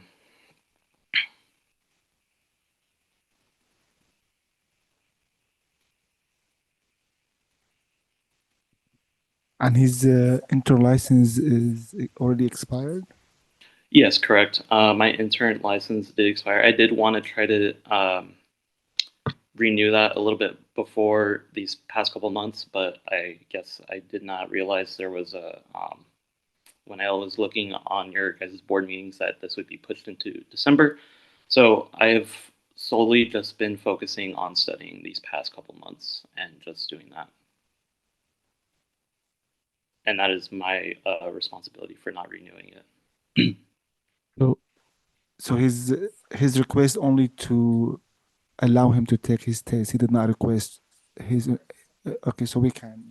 Okay. No, he did also request So to both. Okay. extend his intern license. Okay. So I move to accept his request to take the test for the last time, and to extend or like renew his intern license for 1 more year. So it would be extended to August 31st, 2026. Based on the original issue But- date. Yeah. Second. Motion and a second. All those in favor? Aye. Any opposed? Hearing none, motion carries. Thank you, Mr. Rosales, and good luck. Thank you for your guys' time. Item 23N, discussion, consideration, and possible action regarding the request made by Abbas Al-Janabi to renew his intern license. Is Mr. Al-Janabi available? Yes, I'm here. Good afternoon. If you could please introduce yourself for the record. Yes, my name is Abbas Al-Janabi. I am requesting the renewal of my intern license. I was delayed by 1 year during pharmacy school, and I have now recently graduated, and I am seeking this renewal so that I can work and also have sufficient time to study and successfully pass my NAPLEX and MPJE. And you've not taken any of your exams yet, right? I took the NAPLEX yesterday. Oh, okay. Yeah. Well, hopefully that will be good results for you. When does his license expire? His license expired August 31st of this year. Okay.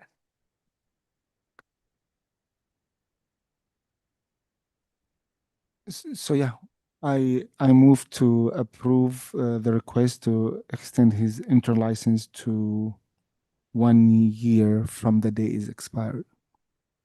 Second. A motion and a second. All those in favor? Aye. Aye. Any opposed? Hearing none, motion carries. Thank you, Mr. Al-Janabi, and best of luck to you. Thank you so much.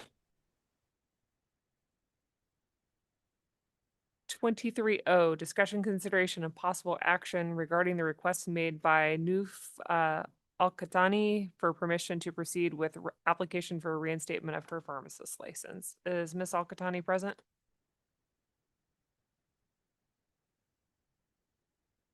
Ms. Al-Khatani, if you could unmute yourself and introduce yourself for the record. Hello, my name is Noop Al-Katani, and I'm requesting for a reinstatement of my license. Thank you. Ms. Bolts, I know she was before us at the last meeting. Can you give us the cliff notes about why she's back with us today? Certainly, this is Ms. Al-Katani's second request to submit a reinstatement application for her revoked pharmacist license before the 2-year revocation period has elapsed. Her license was revoked April 9th, 2025. So the revocation period would end on April 9th, 2027. She appeared before the board in August to petition the board to consider her request, and after review, the board denied her request. However, Ms. Al-Katani submitted new information about the status of her Texas pharmacist license that she wanted the board to consider, and she also submitted medical documents that she wanted the board to review. Thank you, Ms. Bolts. Ms. Al-Katani, anything you'd like to add? Yeah, I understand the seriousness of all the things against my license, and I deeply learned from this during my 2 years staying at home, mommy, and I did all my CE, the required CE, and I've been home. It's just the revocation of my Texas license is affecting my Arizona license is affecting my Texas license, and I don't intend to move back to Arizona. I'm living in Texas to be closer to family, and I would like to resolve this matter just to help me keep my Texas license. So Texas is not renewing your license because of the action in the state of Arizona? No, Texas is revoking my license. And all this for CE started as a CE, right? And Yes. not responding Yes. to our requests. Yes.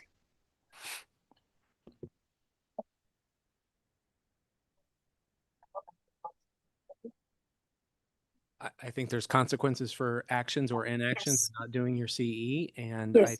she's came before us this summer, and we said no then. My stance is still no today. I've not been persuaded to. Yeah. I've completed my CE, and I'm willing to do any requirements that the board gives me. I've learned my lessons, and it's something I missed, and I take full responsibility for it. The challenge that I have with this is not only did she not do her CE, which is obviously not a good thing in the first place, but it was her lack of response all the way through the process, including the revocation hearing, that she just didn't show up and she didn't communicate. Any other pharmacist, we would have given them a consent agreement, they would have done their CE, and it would have been done. We wouldn't be here today. Yeah. I mean, this is she doesn't really speak to me that she can be regulated. And now that her Texas license is now in jeopardy, she's all of a sudden interested in communicating with our board. No, I understand. I take full responsibility. At that time, I was moving from homes, and I was not in the same address, and I did not update it with the state board with the state board on time. It And doesn't that's help your situation. Correct. You Yeah, still had it CE doesn't. to do during that time period as well, regardless of where you lived. Yes, and I thought I did them. I did not know, but I take full responsibility. I don't deny any of that. Well, then you got to take responsibility for 2 years. 2 years is the time period until you can reapply. I understand that. The 2 years is after that has already been. So the audit period was in 2022. Yes, but we also had to track you down, and that's how long it took us to revoke your license because you didn't communicate with the board. I understand very well, and I want to do anything that the board will ask me to do.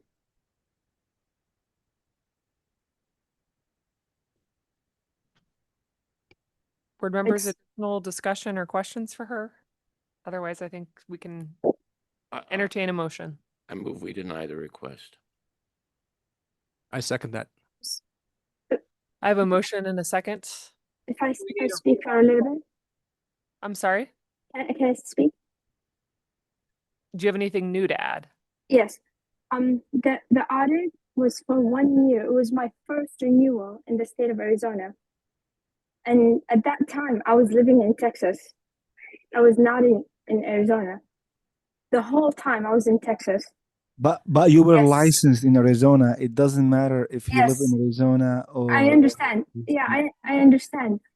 I completely understand. I wanted to make it right, and I want to make it right by you. Like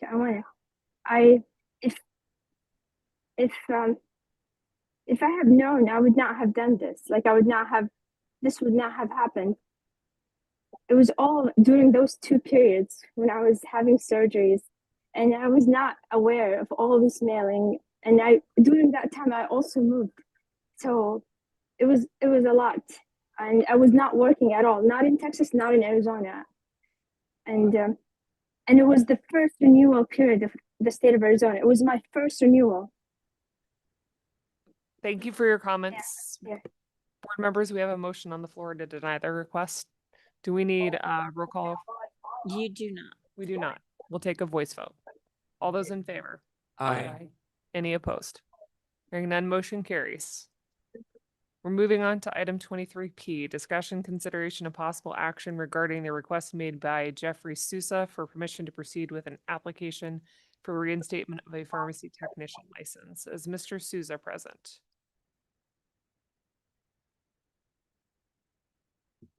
I don't see them online, Madam Chair. Ms. Volz or Ms. Perez, would you like to give us some information on this one? Yes, absolutely. Good afternoon, board members. Bridget Perez, licensing administrator. Jeffrey Keith Souza was issued an Arizona pharmacy technician license in February 2011. In May 2023, the board issued Mr. Souza a non-disciplinary civil penalty to resolve board case number 23-0250. The civil penalty and continuing education required by the order were due in September of 2023. In the same month, staff reached out to Mr. Souza regarding his failure to submit the required civil penalty and continuing education. He did not respond. In November of 2023, staff opened a complaint against Mr. Souza's license for violation of a board order. In the same month, staff sent Mr. Souza notice of the complaint along with a subpoena for response. Mr. Souza sent an email on November 18th, 2023, indicating he would pay the civil penalty in full. In response, staff requested Mr. Souza to also provide documentation of his completion of the continuing education required by the order.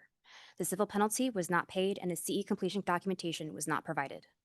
In February 2024, the board issued Mr. Souza a complaint and notice of hearing scheduled on April 18th, 2024. The complaint and notice of hearing notified that Mr. Souza was required to prepare and file with the board an answer to the allegations in the complaint within 30 days after service. It was further notified that his failure to respond within 30 days would be deemed an admission by default of the acts charged in the complaint. Mr. Souza's answer was due on or about March 27th, 2024. He did not respond, and the state filed a motion to deem the allegations admitted. On April 18th, 2024, Mr. Souza failed to appear. The allegations were deemed admitted by the board, the hearing vacated, and the board issued an order revoking the license.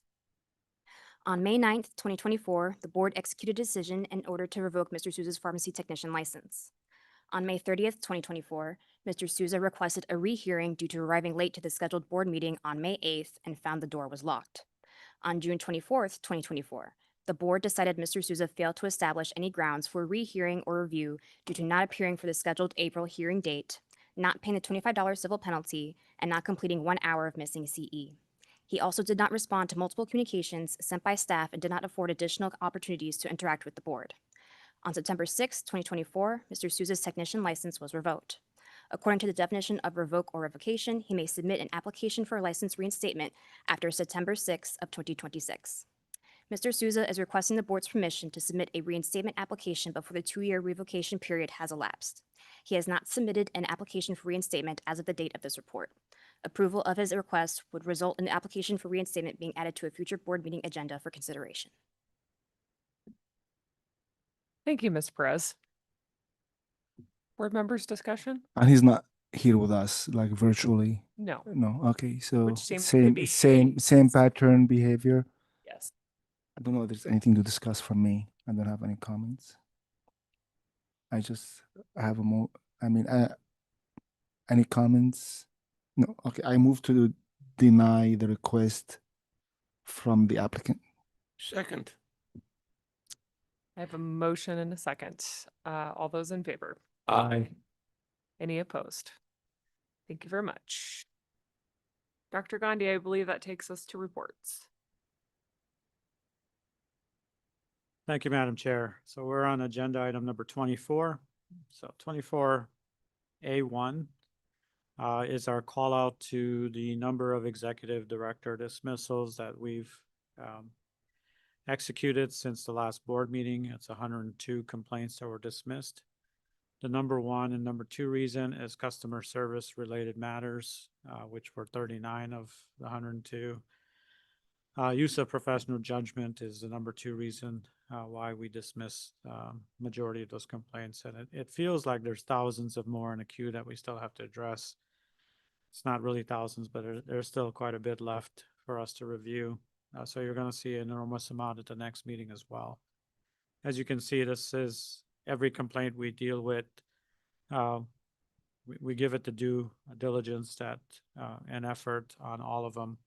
And it takes a lot of time and effort. So wanted to share those numbers with you. 24A2, orders for non-disciplinary civil penalties. We had issued 5 since the last board meeting.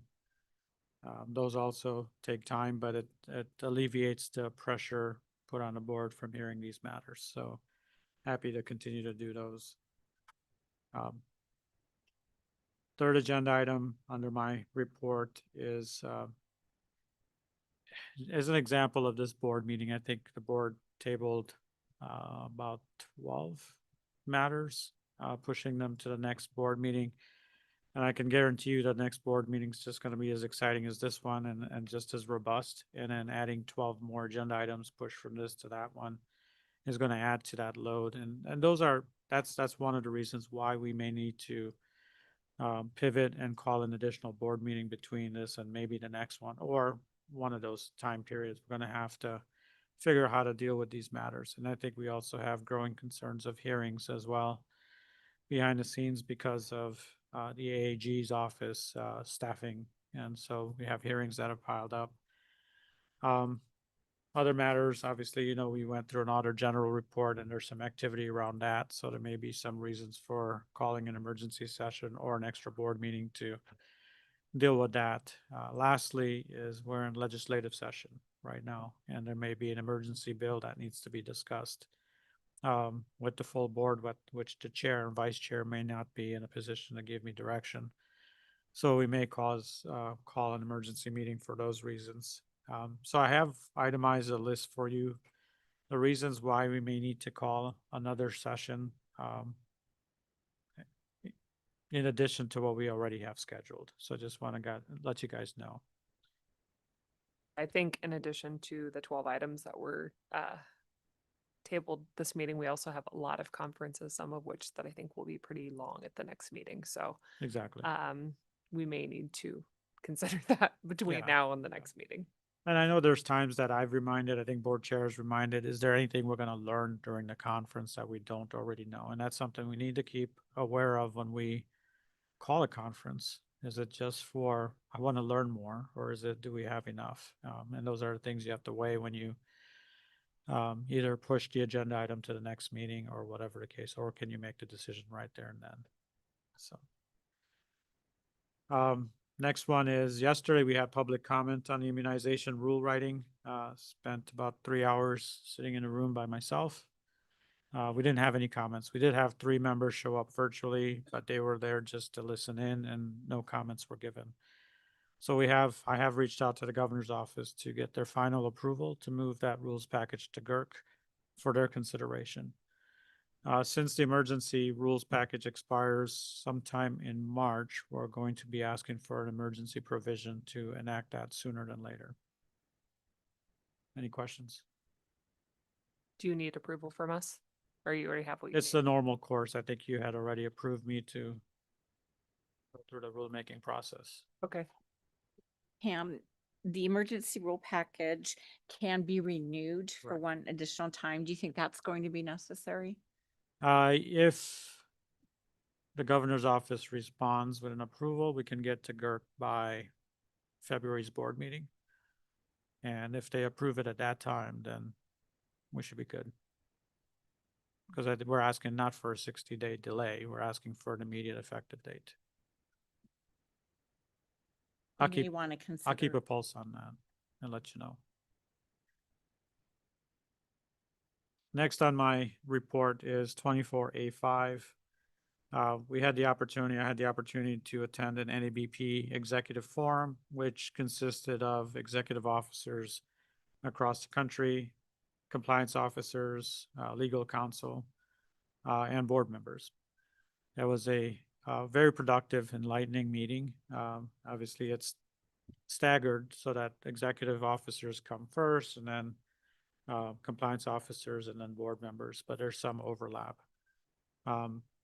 Ms. Walmsley had the opportunity to attend. I believe, Jeff, you were there, right? Thoughts on the meeting for your...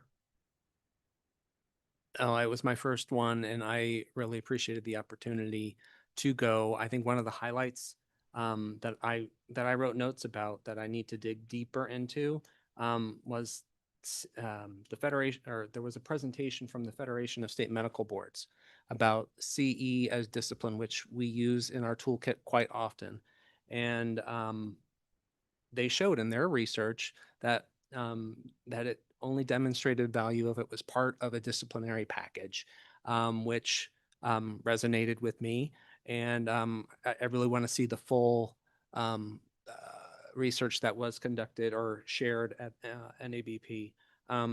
Also, I got to share and be a panelist as part of a work group focused on increasing access for medications for opioid use disorder. So I appreciated the opportunity to be on that panel, and also learned a little bit more about the early MPJE option, which I would totally advocate for, particularly seeing how we have some challenges. We heard one today with residents being let go from residency programs. And I think that if they can take that early on while they're in their fourth year of pharmacy school or third year, depending on the program, that will give them the opportunity to focus on NAPLEX post-graduation, and we can still attract great pharmacist talent to Arizona. So I'm excited about the possibility of incorporating that here in Arizona. But those were some of the highlights that I took away.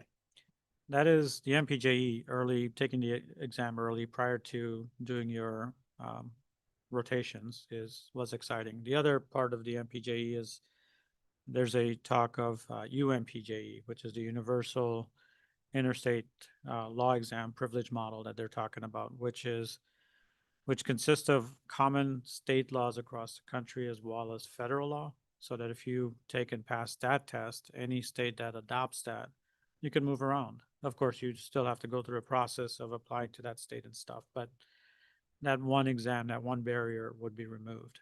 And that's pretty exciting. And we will be agendizing that for discussion at the February meeting to talk about it further. Yeah. I believe the first rollout is happening sometime in the July time period, where about 7 or 8 states are participating in that. I'm going to do what I can to maybe, if the board approves, to get into that with those group of 7 and see if we can get on that list. Otherwise, it'll be pushed to latter part of the year or early 2027. Any other thoughts? Yeah, I agree with you with the discussion around both of those topics, particularly with the jurisprudence exams. I think that we should look at that because I think certainly there could be benefits to the public. It still achieves the goal, and I would be supportive of that. I also really enjoyed the Medication Safety Institute. That's the first time I've had the opportunity to participate in that. I thought that was really interesting, and I enjoyed the fact that there was all of the levels of individuals that were there, the combined session between the executive officers, compliance officers, board members, and legal. I thought was kind of a really kind of a special event. There's most of the time it's just executive officers and board members. We do have some of our compliance officers that also have the opportunity to attend these NABP meetings, but I thought it was definitely of value to have collaboration and for myself even to talk to some of those folks from other states all at the same time. So I thought it was a really worthwhile meeting to attend. Jean, do you have any feedback since you went also? I did attend, and this was my first meeting. I was very impressed with the organization. I believe there were a lot of topics covered, which I thought was very beneficial. In the future, I would like to be able to attend smaller group kind of breakout sessions where you could get more in depth into some of the topics, maybe particularly for the legal counsel who aren't as familiar with some of the topics that were presented, but allow us to get, more education. So I thought that was very beneficial. I participated on a panel with 4 other legal counsels to other boards. And the topic was kind of current cases in the area of pharmacy. And that was also very beneficial. Eye-opening to some extent. And it just conveyed to me that, the issues that we face are often very, very similar. Yeah, and I've shared this. It seems like sometimes we feel like we're on an island by ourselves until you go to one of these misery loves company situations. So it is nice to see that. I always just think it provides such good perspective, right? Because I think the challenges are the same. And and to me, anytime we have opportunities to participate in these forums, we can learn what's worked, but we can also learn what's not worked so that we don't do the same thing. Absolutely. Is the way that I approach kind of all those discussions. And you may not have to reinvent the wheel. Someone may already have one, right? So absolutely, there's value to that for sure. And Truman also attended. Truman had a chance to attend. And I think Truman, anything you want to add? You're like, no, you guys are tired. he was a superstar. He had to do an interview, I think, right? Did you sign autographs too, or just the interview? I didn't get an autograph. No, I saw the video. You're on a video. We'll share that at the next meeting. Yeah, we'll put it on the agenda. Thank you guys for sharing. Appreciate it.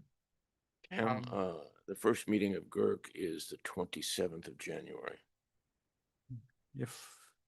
We'll see if we can get on that one. Thank you. Next on the agenda, 24A6, obviously legislative session is starting to kick in. Bills are starting to post. There are some bills already that have dropped, and I did share a link with you guys on a Google Share. So please keep tabs on that. And I think Chair and Vice Chair have a column about sharing their thoughts on it. And I'm going to ask you guys in a second for board's permission to give me direction as these bills continue to drop. But so far, there's about 4 bills that we're tracking. House Bill 2005 involves vaccination status and unprofessional conduct policies. House Bill 2007 is over-the-counter ivermectin. Some that doesn't necessarily apply to our board is Senate Bill 1021 is the chiropractic board, and how they're creating parameters around that board. Just keep tabs on what may be the next flavor for all the boards. I don't know, but it's something we're keeping tabs on. SB 1023 just dropped today, which is the optometrist eye exam prescription, allowing optometrists to make a decision to extend visits and prescriptions for 2 years, barring any medical conditions or anything of that. So some of those bills we're tracking right now. It's still early, but we'll keep continuing to add on to that list so that you guys have visibility on what's happening. Last on my agenda item is the ask and permission from the board to, as these bills drop and as I have questions and need direction that I don't reach out to each one of you or call an emergency session, but I have an initial point of contact with Chair and Vice Chair to give direction on bills that impact our board or the profession of pharmacy. And obviously, if it's far beyond their scope to give me direction, we'd have to call an emergency session so that we can move in the right direction as far as prescription, our board is involved. So. Yes, I think you need a motion for that. Yep. So I move to approve the executive director for State Board of Pharmacy to work on behalf of the state board. Is that right? With Be allowed to be speak with allowed chair and vice chair for direction on bills. on that the are bills, posted. yeah, on pending bills. Yes, that's my motion. Do I have a second? Second. Any discussion? All those in favor? Aye. Any opposed? Madam Chair, that's all I have. Thank you. Thank you. Here comes Jennifer.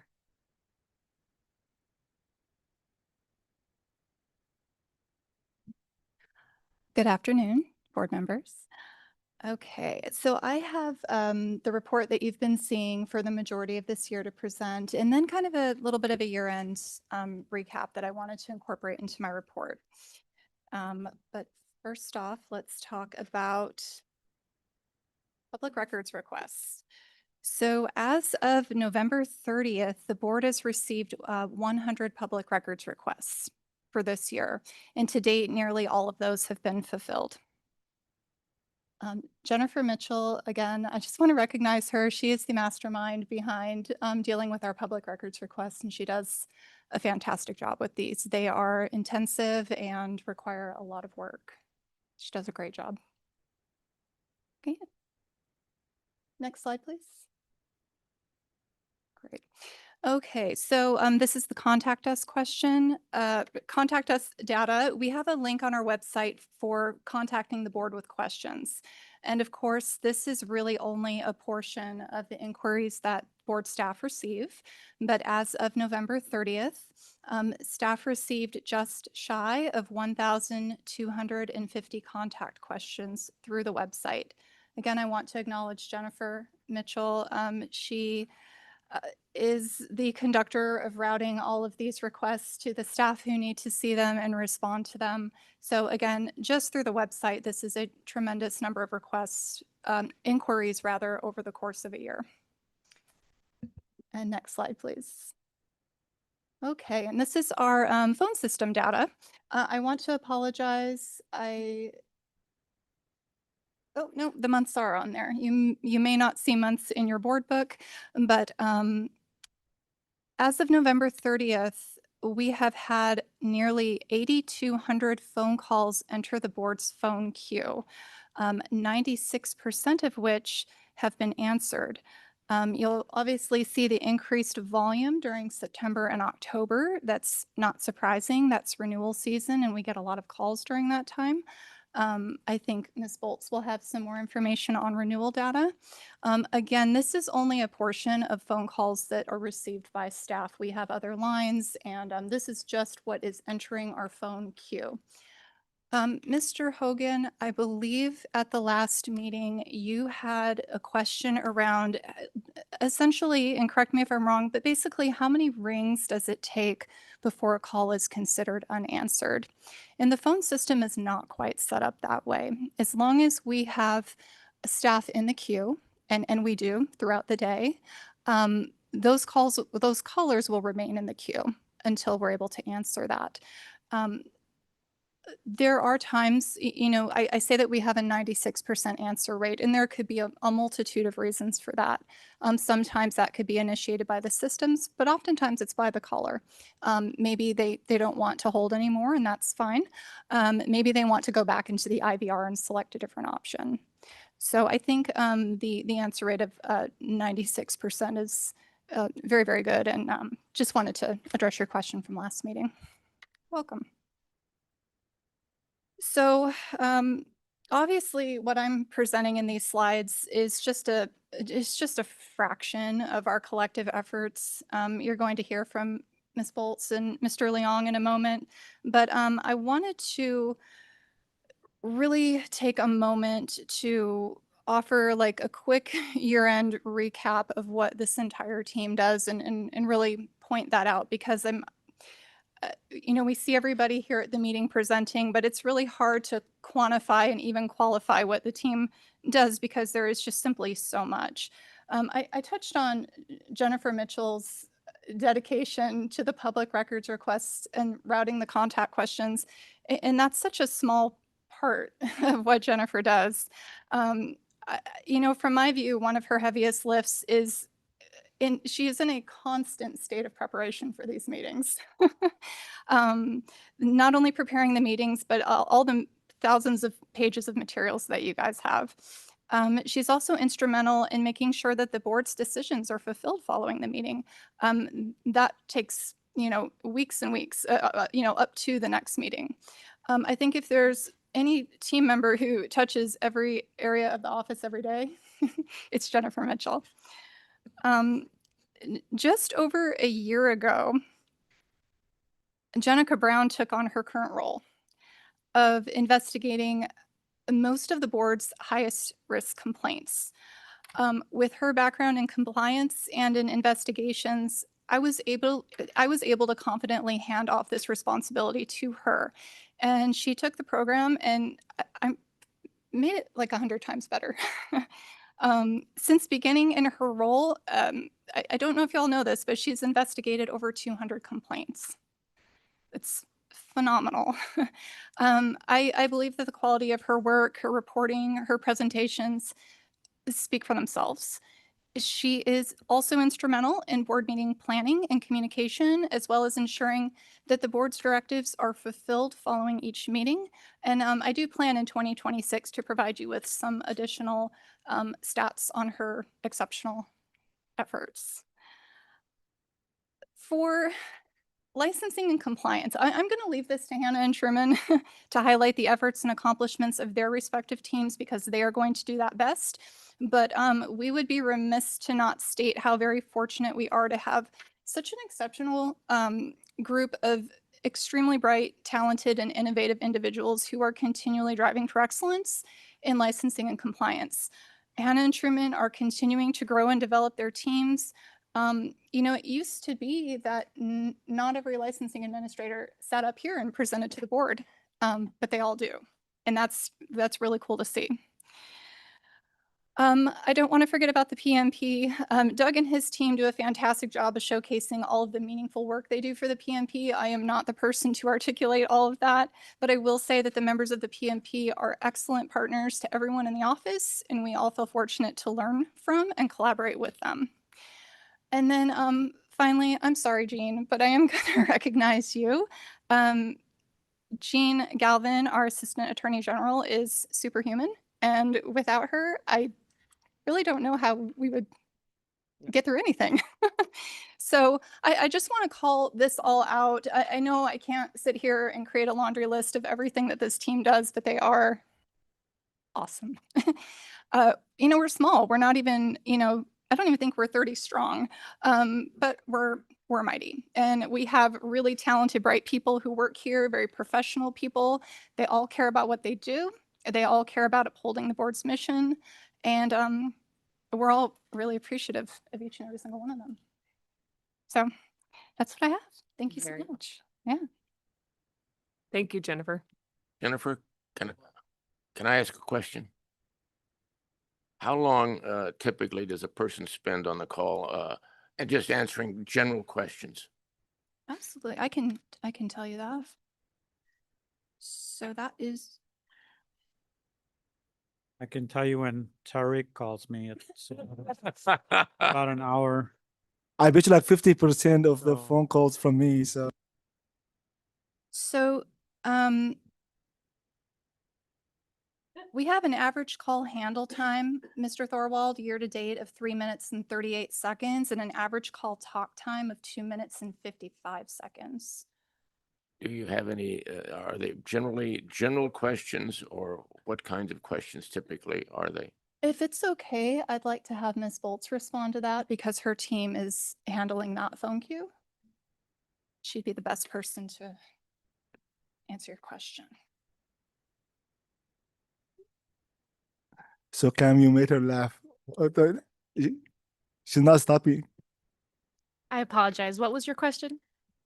What are the typical types of questions that are being answered in that? Well, during renewals cycle I can't get into my profile. How do I do that? How do I reset my password? It won't let me reset my password. What CEs do I need to take? What kind of permit do I need? I don't know. I don't know how to like give you a, All right, thorough answer. maybe I'll ask the question a different way. How many of them are more generic type of questions than specialized questions that take research? A lot of them are quick questions. They're, why is my application taking so long? What's the status of my application? Stuff that we can answer very quickly. But it takes up a lot of time answering those questions a lot. And out of all those calls, what percentage of them are likely to be in that category or range? Probably like 70%. I ask those questions because, and I'm going to go back to something I've said many times before, AI.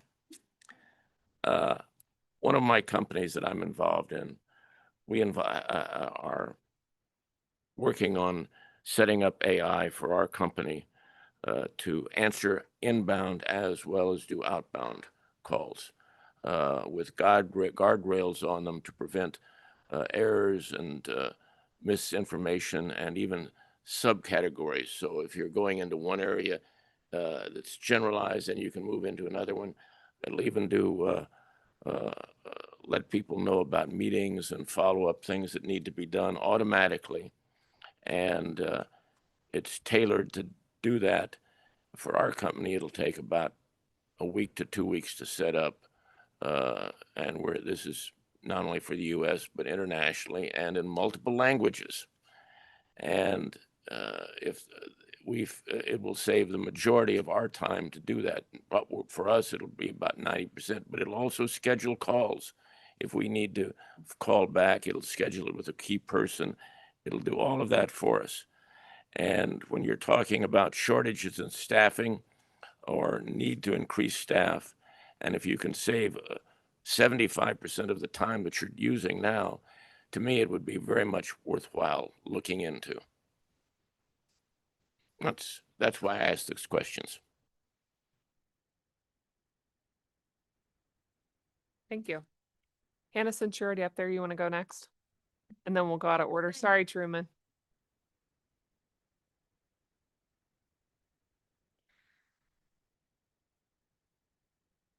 Gentleman behind the curtain. Lynn, that's you if you're listening.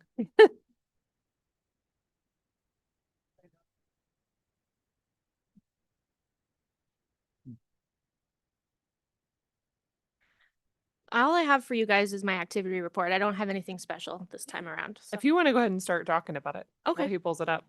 We've got it in front of us, obviously. Yeah. The public doesn't get to see it until he pulls it up.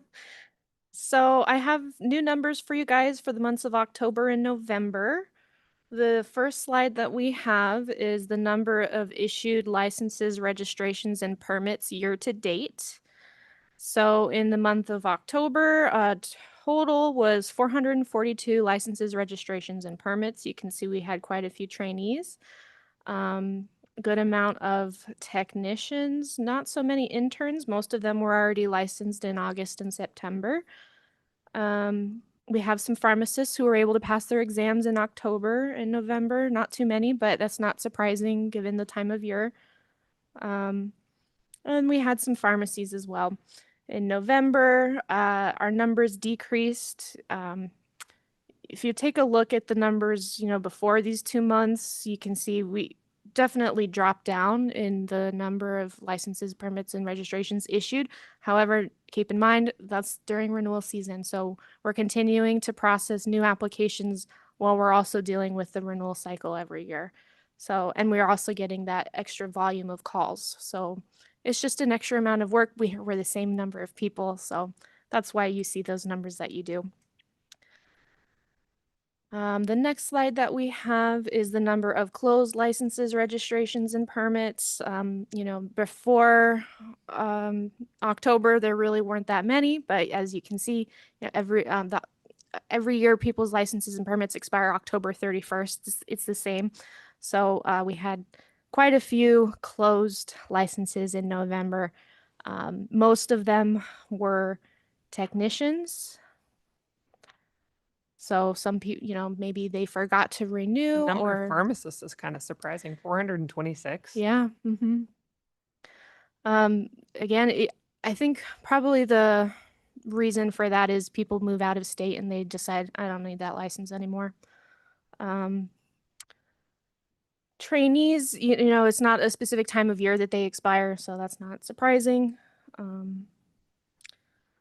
Next slide is the number of pharmacy technician trainees who obtained licensure as a technician. So again, the number is reduced from previous months, but 37 is still, we still have 37 more people that were trainees, and now they have their actual technician license. So hopefully we'll continue to see that number grow. I'm hoping that we see that number kind of go really high next year. Next year will have been 3 years since we switched over to registrations instead of licenses. So I'm hoping all of those people that got those registrations real early in July of 23 are going to come back and they're going to get those licenses. Next slide is oldest pending application in business days. So these are our oldest applications that are still hanging around.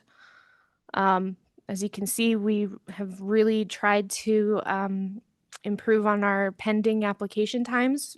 Pharmacists in the month of December, there were 6 pending applications in the queue. So we're not letting them pile up. Technician trainees, those pile up really easily because there's lots of people applying for them and they only have to have a government issued photo ID that shows that they are at least 18 years old. So we always have a large volume of those applications, but as you can see, the amount of time that people waited for that application to be processed after they submit it is much, much lower than it used to be. Pharmacists in December, on the 8th of that single day snapshot, there were 6 pharmacists in the queue and they had been waiting for 3 days.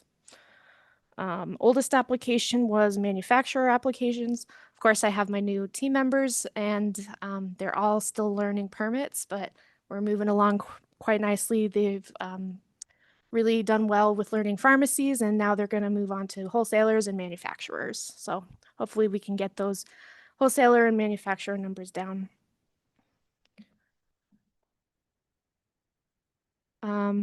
Next slide is the renewals. This is not the same slide that's on the screen right now, but basically it shows you the numbers of renewals throughout September, October, and November. Of course, the highest numbers you're going to see are in September and October during the renewal cycle, and we always have some late renewals that are submitted in November. A lot of those renewals go through automatically, depending on the way the questions are answered. But there's quite a lot that have to be processed manually. They go to a queue and my team processes those individually. So really want to highlight my team's hard work over the last several months, being able to keep up with our pending numbers, new applications, and then also processing all these renewals. Really very impressive. Especially we did have some difficulties with the manufacturer permit renewal. There was a coding error and that really delayed our processes, but the team pulled through and I don't believe that anybody's permit, expired that shouldn't have expired. We have some more permits that are due to expire tomorrow and the team is working on getting those renewed appropriately. Our next slide shows you the oldest in progress application in business days. So these are applications that are incomplete, that we're just waiting for the applicant to provide something. Pharmacists, of course, they're always the highest one because pharmacist applications may take up to a year. They become invalid a year after they're submitted. So we have some people who, are at 234 days, business days. These are just the oldest applications of those types. And the next slide is the number of in-progress applications in general. So we have 47 pharmacists who need to complete their application. They maybe need to test or provide some sort of documentation to complete their application. Only one intern. So those interns really want their license and they get us what they need, what we need. And then technicians, trainees, manufacturers are all around the same number in the 40s. Durable medical equipment, about half of that.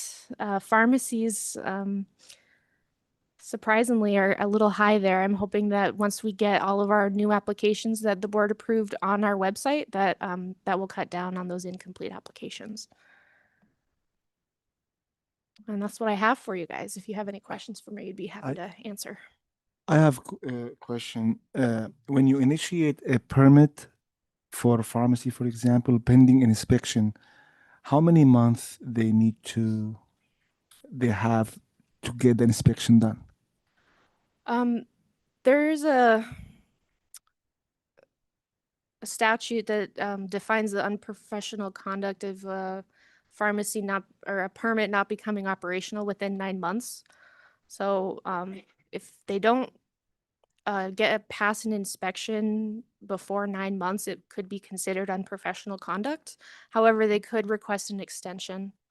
And request the extension, and let's say if they're building, I'm just talking case because I'm interested in, I mean, but if there is like a construction delay or something, can withdraw the or extend it? Yeah, you know, anybody can submit a written request, a special request to appear before the board. A lot of people do end up having to request an extension because of things like that, Yeah. because of construction delays, you know, materials, things like that. I have one more question. So the residency program, you know, is on March maybe we'll start matching system for new pharmacists. And I know, guys, last year you did a great job, or this year, like with getting those licensed as fast as you can. But do you think that we can like just send a message to applicants to our state? Because I believe one of the difficulty that they applied so late, right? Like when the residency program start in July or June, they applied on June or May, and that caused an issue. I don't, and plus, like there is many questions I know from the residency program I have in my company and other companies that what paper we need, what documentation we need to become an intern. I'm talking about intern license here, and I know like when they go and apply for intern, there is a list of documentation, but there is it appropriate like just to make it like when the application for intern, if you are coming from out of state for residency, apply like give us 3 months or 4 months or apply ahead of time? Yeah, you know, I think a lot of the difficulties that we had this year was the way that the eligibility requirements are written in rule. I understand that the board directed us to work on to make a task force for the rule writing for the intern rule. One of the issues is that you have to be currently enrolled. So all of those people that are applying for the, you know, that residency after they've graduated, if they had just applied while they were still in school, we'd be able to just issue the license. So I think if we could maybe update that rule and make it a little easier to work with, that would be great. And then also, yeah, if I'd be happy to put out, you know, something on the website saying, hey, if you're going to be doing a residency, it's like, here are the requirements. This is what you're going to need to do. I don't know if we can add like acceptance letter for residency will be considered a good documentation, like that make it, that cannot be. Again, like Hannah said, we'd have to open up the Oh, rules rules, package and okay. then add that in there on what is acceptable. But thank you anyway, like thank you very much. I mean, you and your team, you're doing an amazing job. I always say that and I will keep saying it because you're doing a great job. Thank you. Since the timeframes weren't on the screen, I just want to call this out because I think we probably all get questions about why is the licenses taking so long? Da da da da da.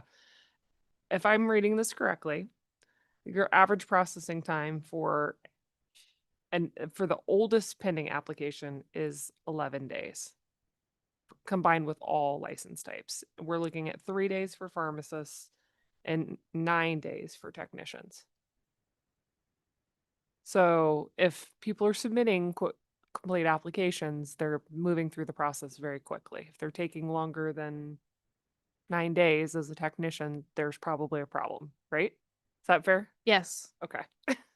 But outstanding. I mean, obviously October was a little bit of a challenge, I think, because that's when all the renewals were, but you guys have recovered very nicely between October and December, and even in December. It wasn't a long time. I mean, technician applications in October, which is our key month of renewals, were a day. So pretty amazing. Thank you. Thank you. Truman.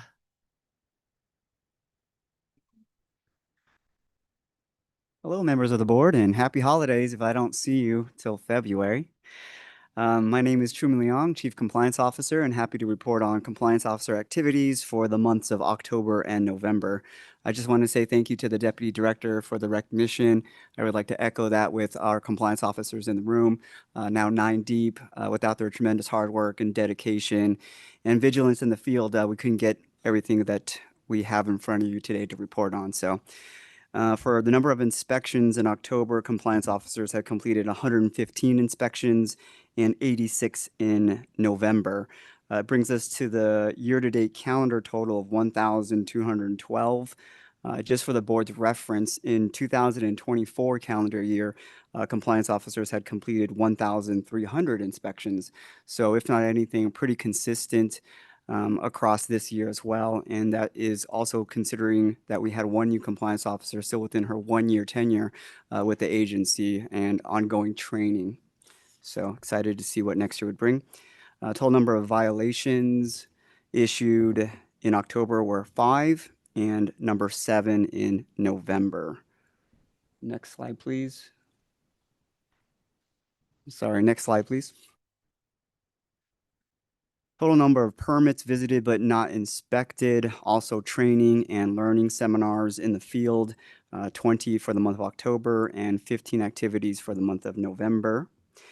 And just FYI for the board, compliance officers also take phone calls and compliance questions in the field, and I'll demonstrate on the next slide, please. Compliance officers had reported a total of 749 compliance-related questions from our pharmacists, permittees out in the field to help assist with regulatory questions that they might have or operations. This slide also will show the total number of continuing education audits that the compliance officers had completed. We had, in preparation for the holiday, front-loaded in October, so they had completed 130 audits and 6 in November, bringing us to a total of 707 in the calendar year for 2025. This does exceed our agency internal policy goals, so we're happy to have that accomplished. Compliance officers also initiated 39 complaints for investigations in the month of October and 16 in November. And they also completed 53 investigations in October and 42 in November. Total number of permit reviews that the compliance officers completed were 40 in October and 91 in November, for a total of 323 permit reviews. Open for any questions. Thank you, Truman. Thank you. Okay, that takes us, I believe, to agenda item 25, discussion of items to be placed on a future meeting agenda. I have you. Okay. I have actually one. So I observed, and there is some health centers or clinics, they do some compounding or administer drug using pharmacist or pharmacy technician without our knowledge, right? So I don't know if we just added to discuss it, like what we need to do. Do we need to take any action on this? Do we need to work with the medical board for clear rules for that? I was just like for more discussion for this Might need to type of- talk to Cam about that more privately. I don't know what that means exactly, Tariq. I mean, yesterday, for example, we had a pharmacy technician working for a clinic to do some compounding, right? And we have, and she said like she's supervised by pharmacists there, and they don't have a permit, pharmacy permit If I can sum it up, it's basically Yeah. pharmacists and technicians working outside working of pharmacy. in unpermitted location, doing permitted location work. Does that make sense? So maybe agendize it that way and give us direction.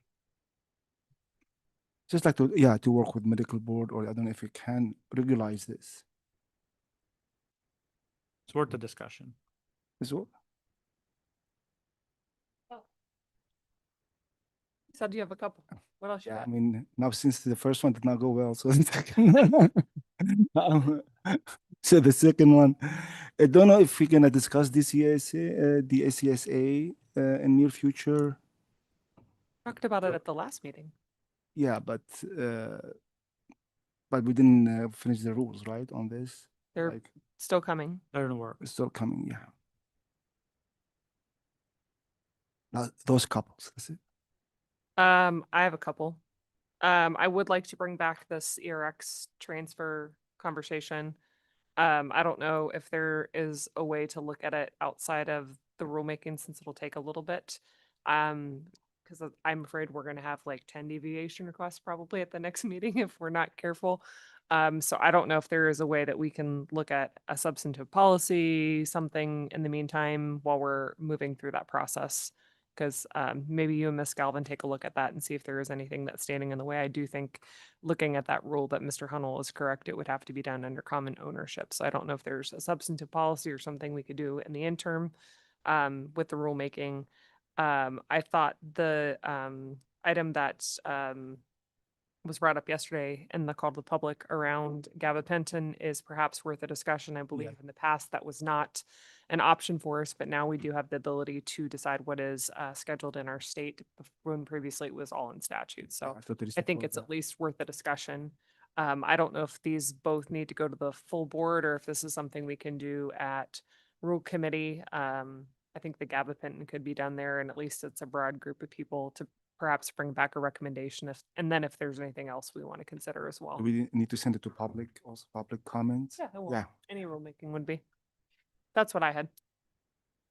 Anybody else? Are you ready to? No, I agree with you. I like you see, you didn't like my agenda item. I liked yours, I don't know that I don't like yours. I didn't understand it. I think I might be tired.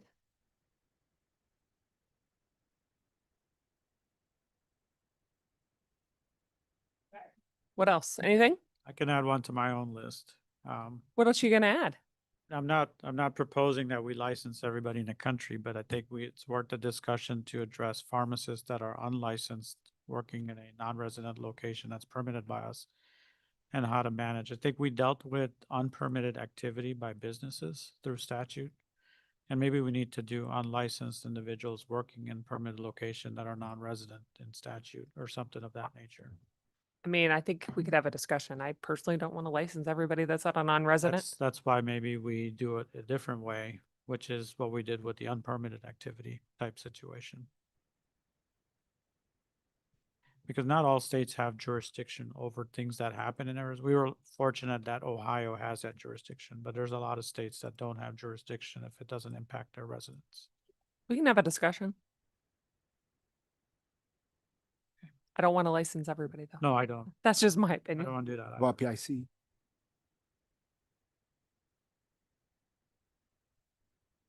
Anything else? Anybody? All right. We can go to the call to the public.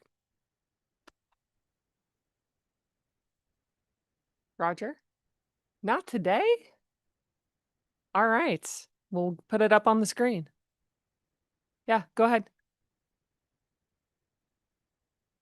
I should, or should I limit it to one public comment? I'm just kidding. No, go ahead, please. Then Virgo. that'll be me.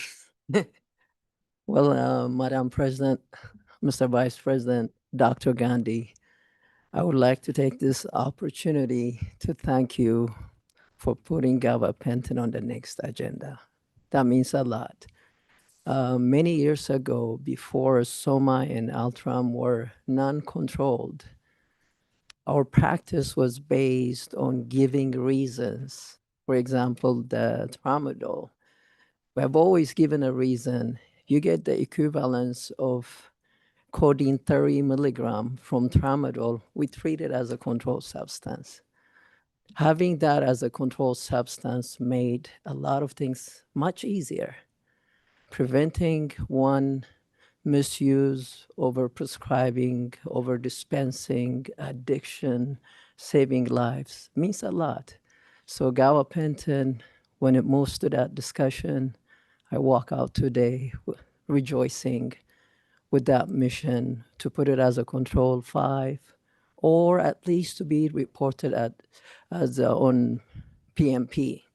That would be a great gift for us, the pharmacists, for the public, so we could protect the public and challenge providers as well. In my practice at my location, we dispense it just only 1 day early. We tell them we treat it as a controlled substance. So I'm very happy with that. No promises. We'll have a discussion. It Yes. still has to go through rulemaking and a Yeah, lot of steps. but I we'll do have it. understand, but I should be happy for what is coming. And the second one, I must say this, I haven't said it before, Dr. Gandhi, when you came on board to be a director, you must have received my first letter about complaint review process. I must acknowledge today that what you have done to make it right, to make it consistent for every pharmacy, pharmacist, technician is huge. And I was one of the pharmacists who came on board within 4 months of practice that I felt to this day was unjust investigation. Board didn't know the whole aspect. An outside lawyer who was not licensed in the state of Arizona represented me without contacting me and my consent. So that pain still carries, but you made a huge impact. And I must appreciate that. And you have a wonderful team that you are leading. And Ms. Galvin, you don't know how much you do. And I do know that you keep everyone in the rules, within the law, to make the right decision. I can only wish if you were there 22 years ago. Thank you very much. Thank you, Barakat. We have anybody online? Anybody else? Last call. Dr. Gandhi, did we hit everything? We got it all? We have, Madam Chair, yes. All right. Happy holidays to everyone.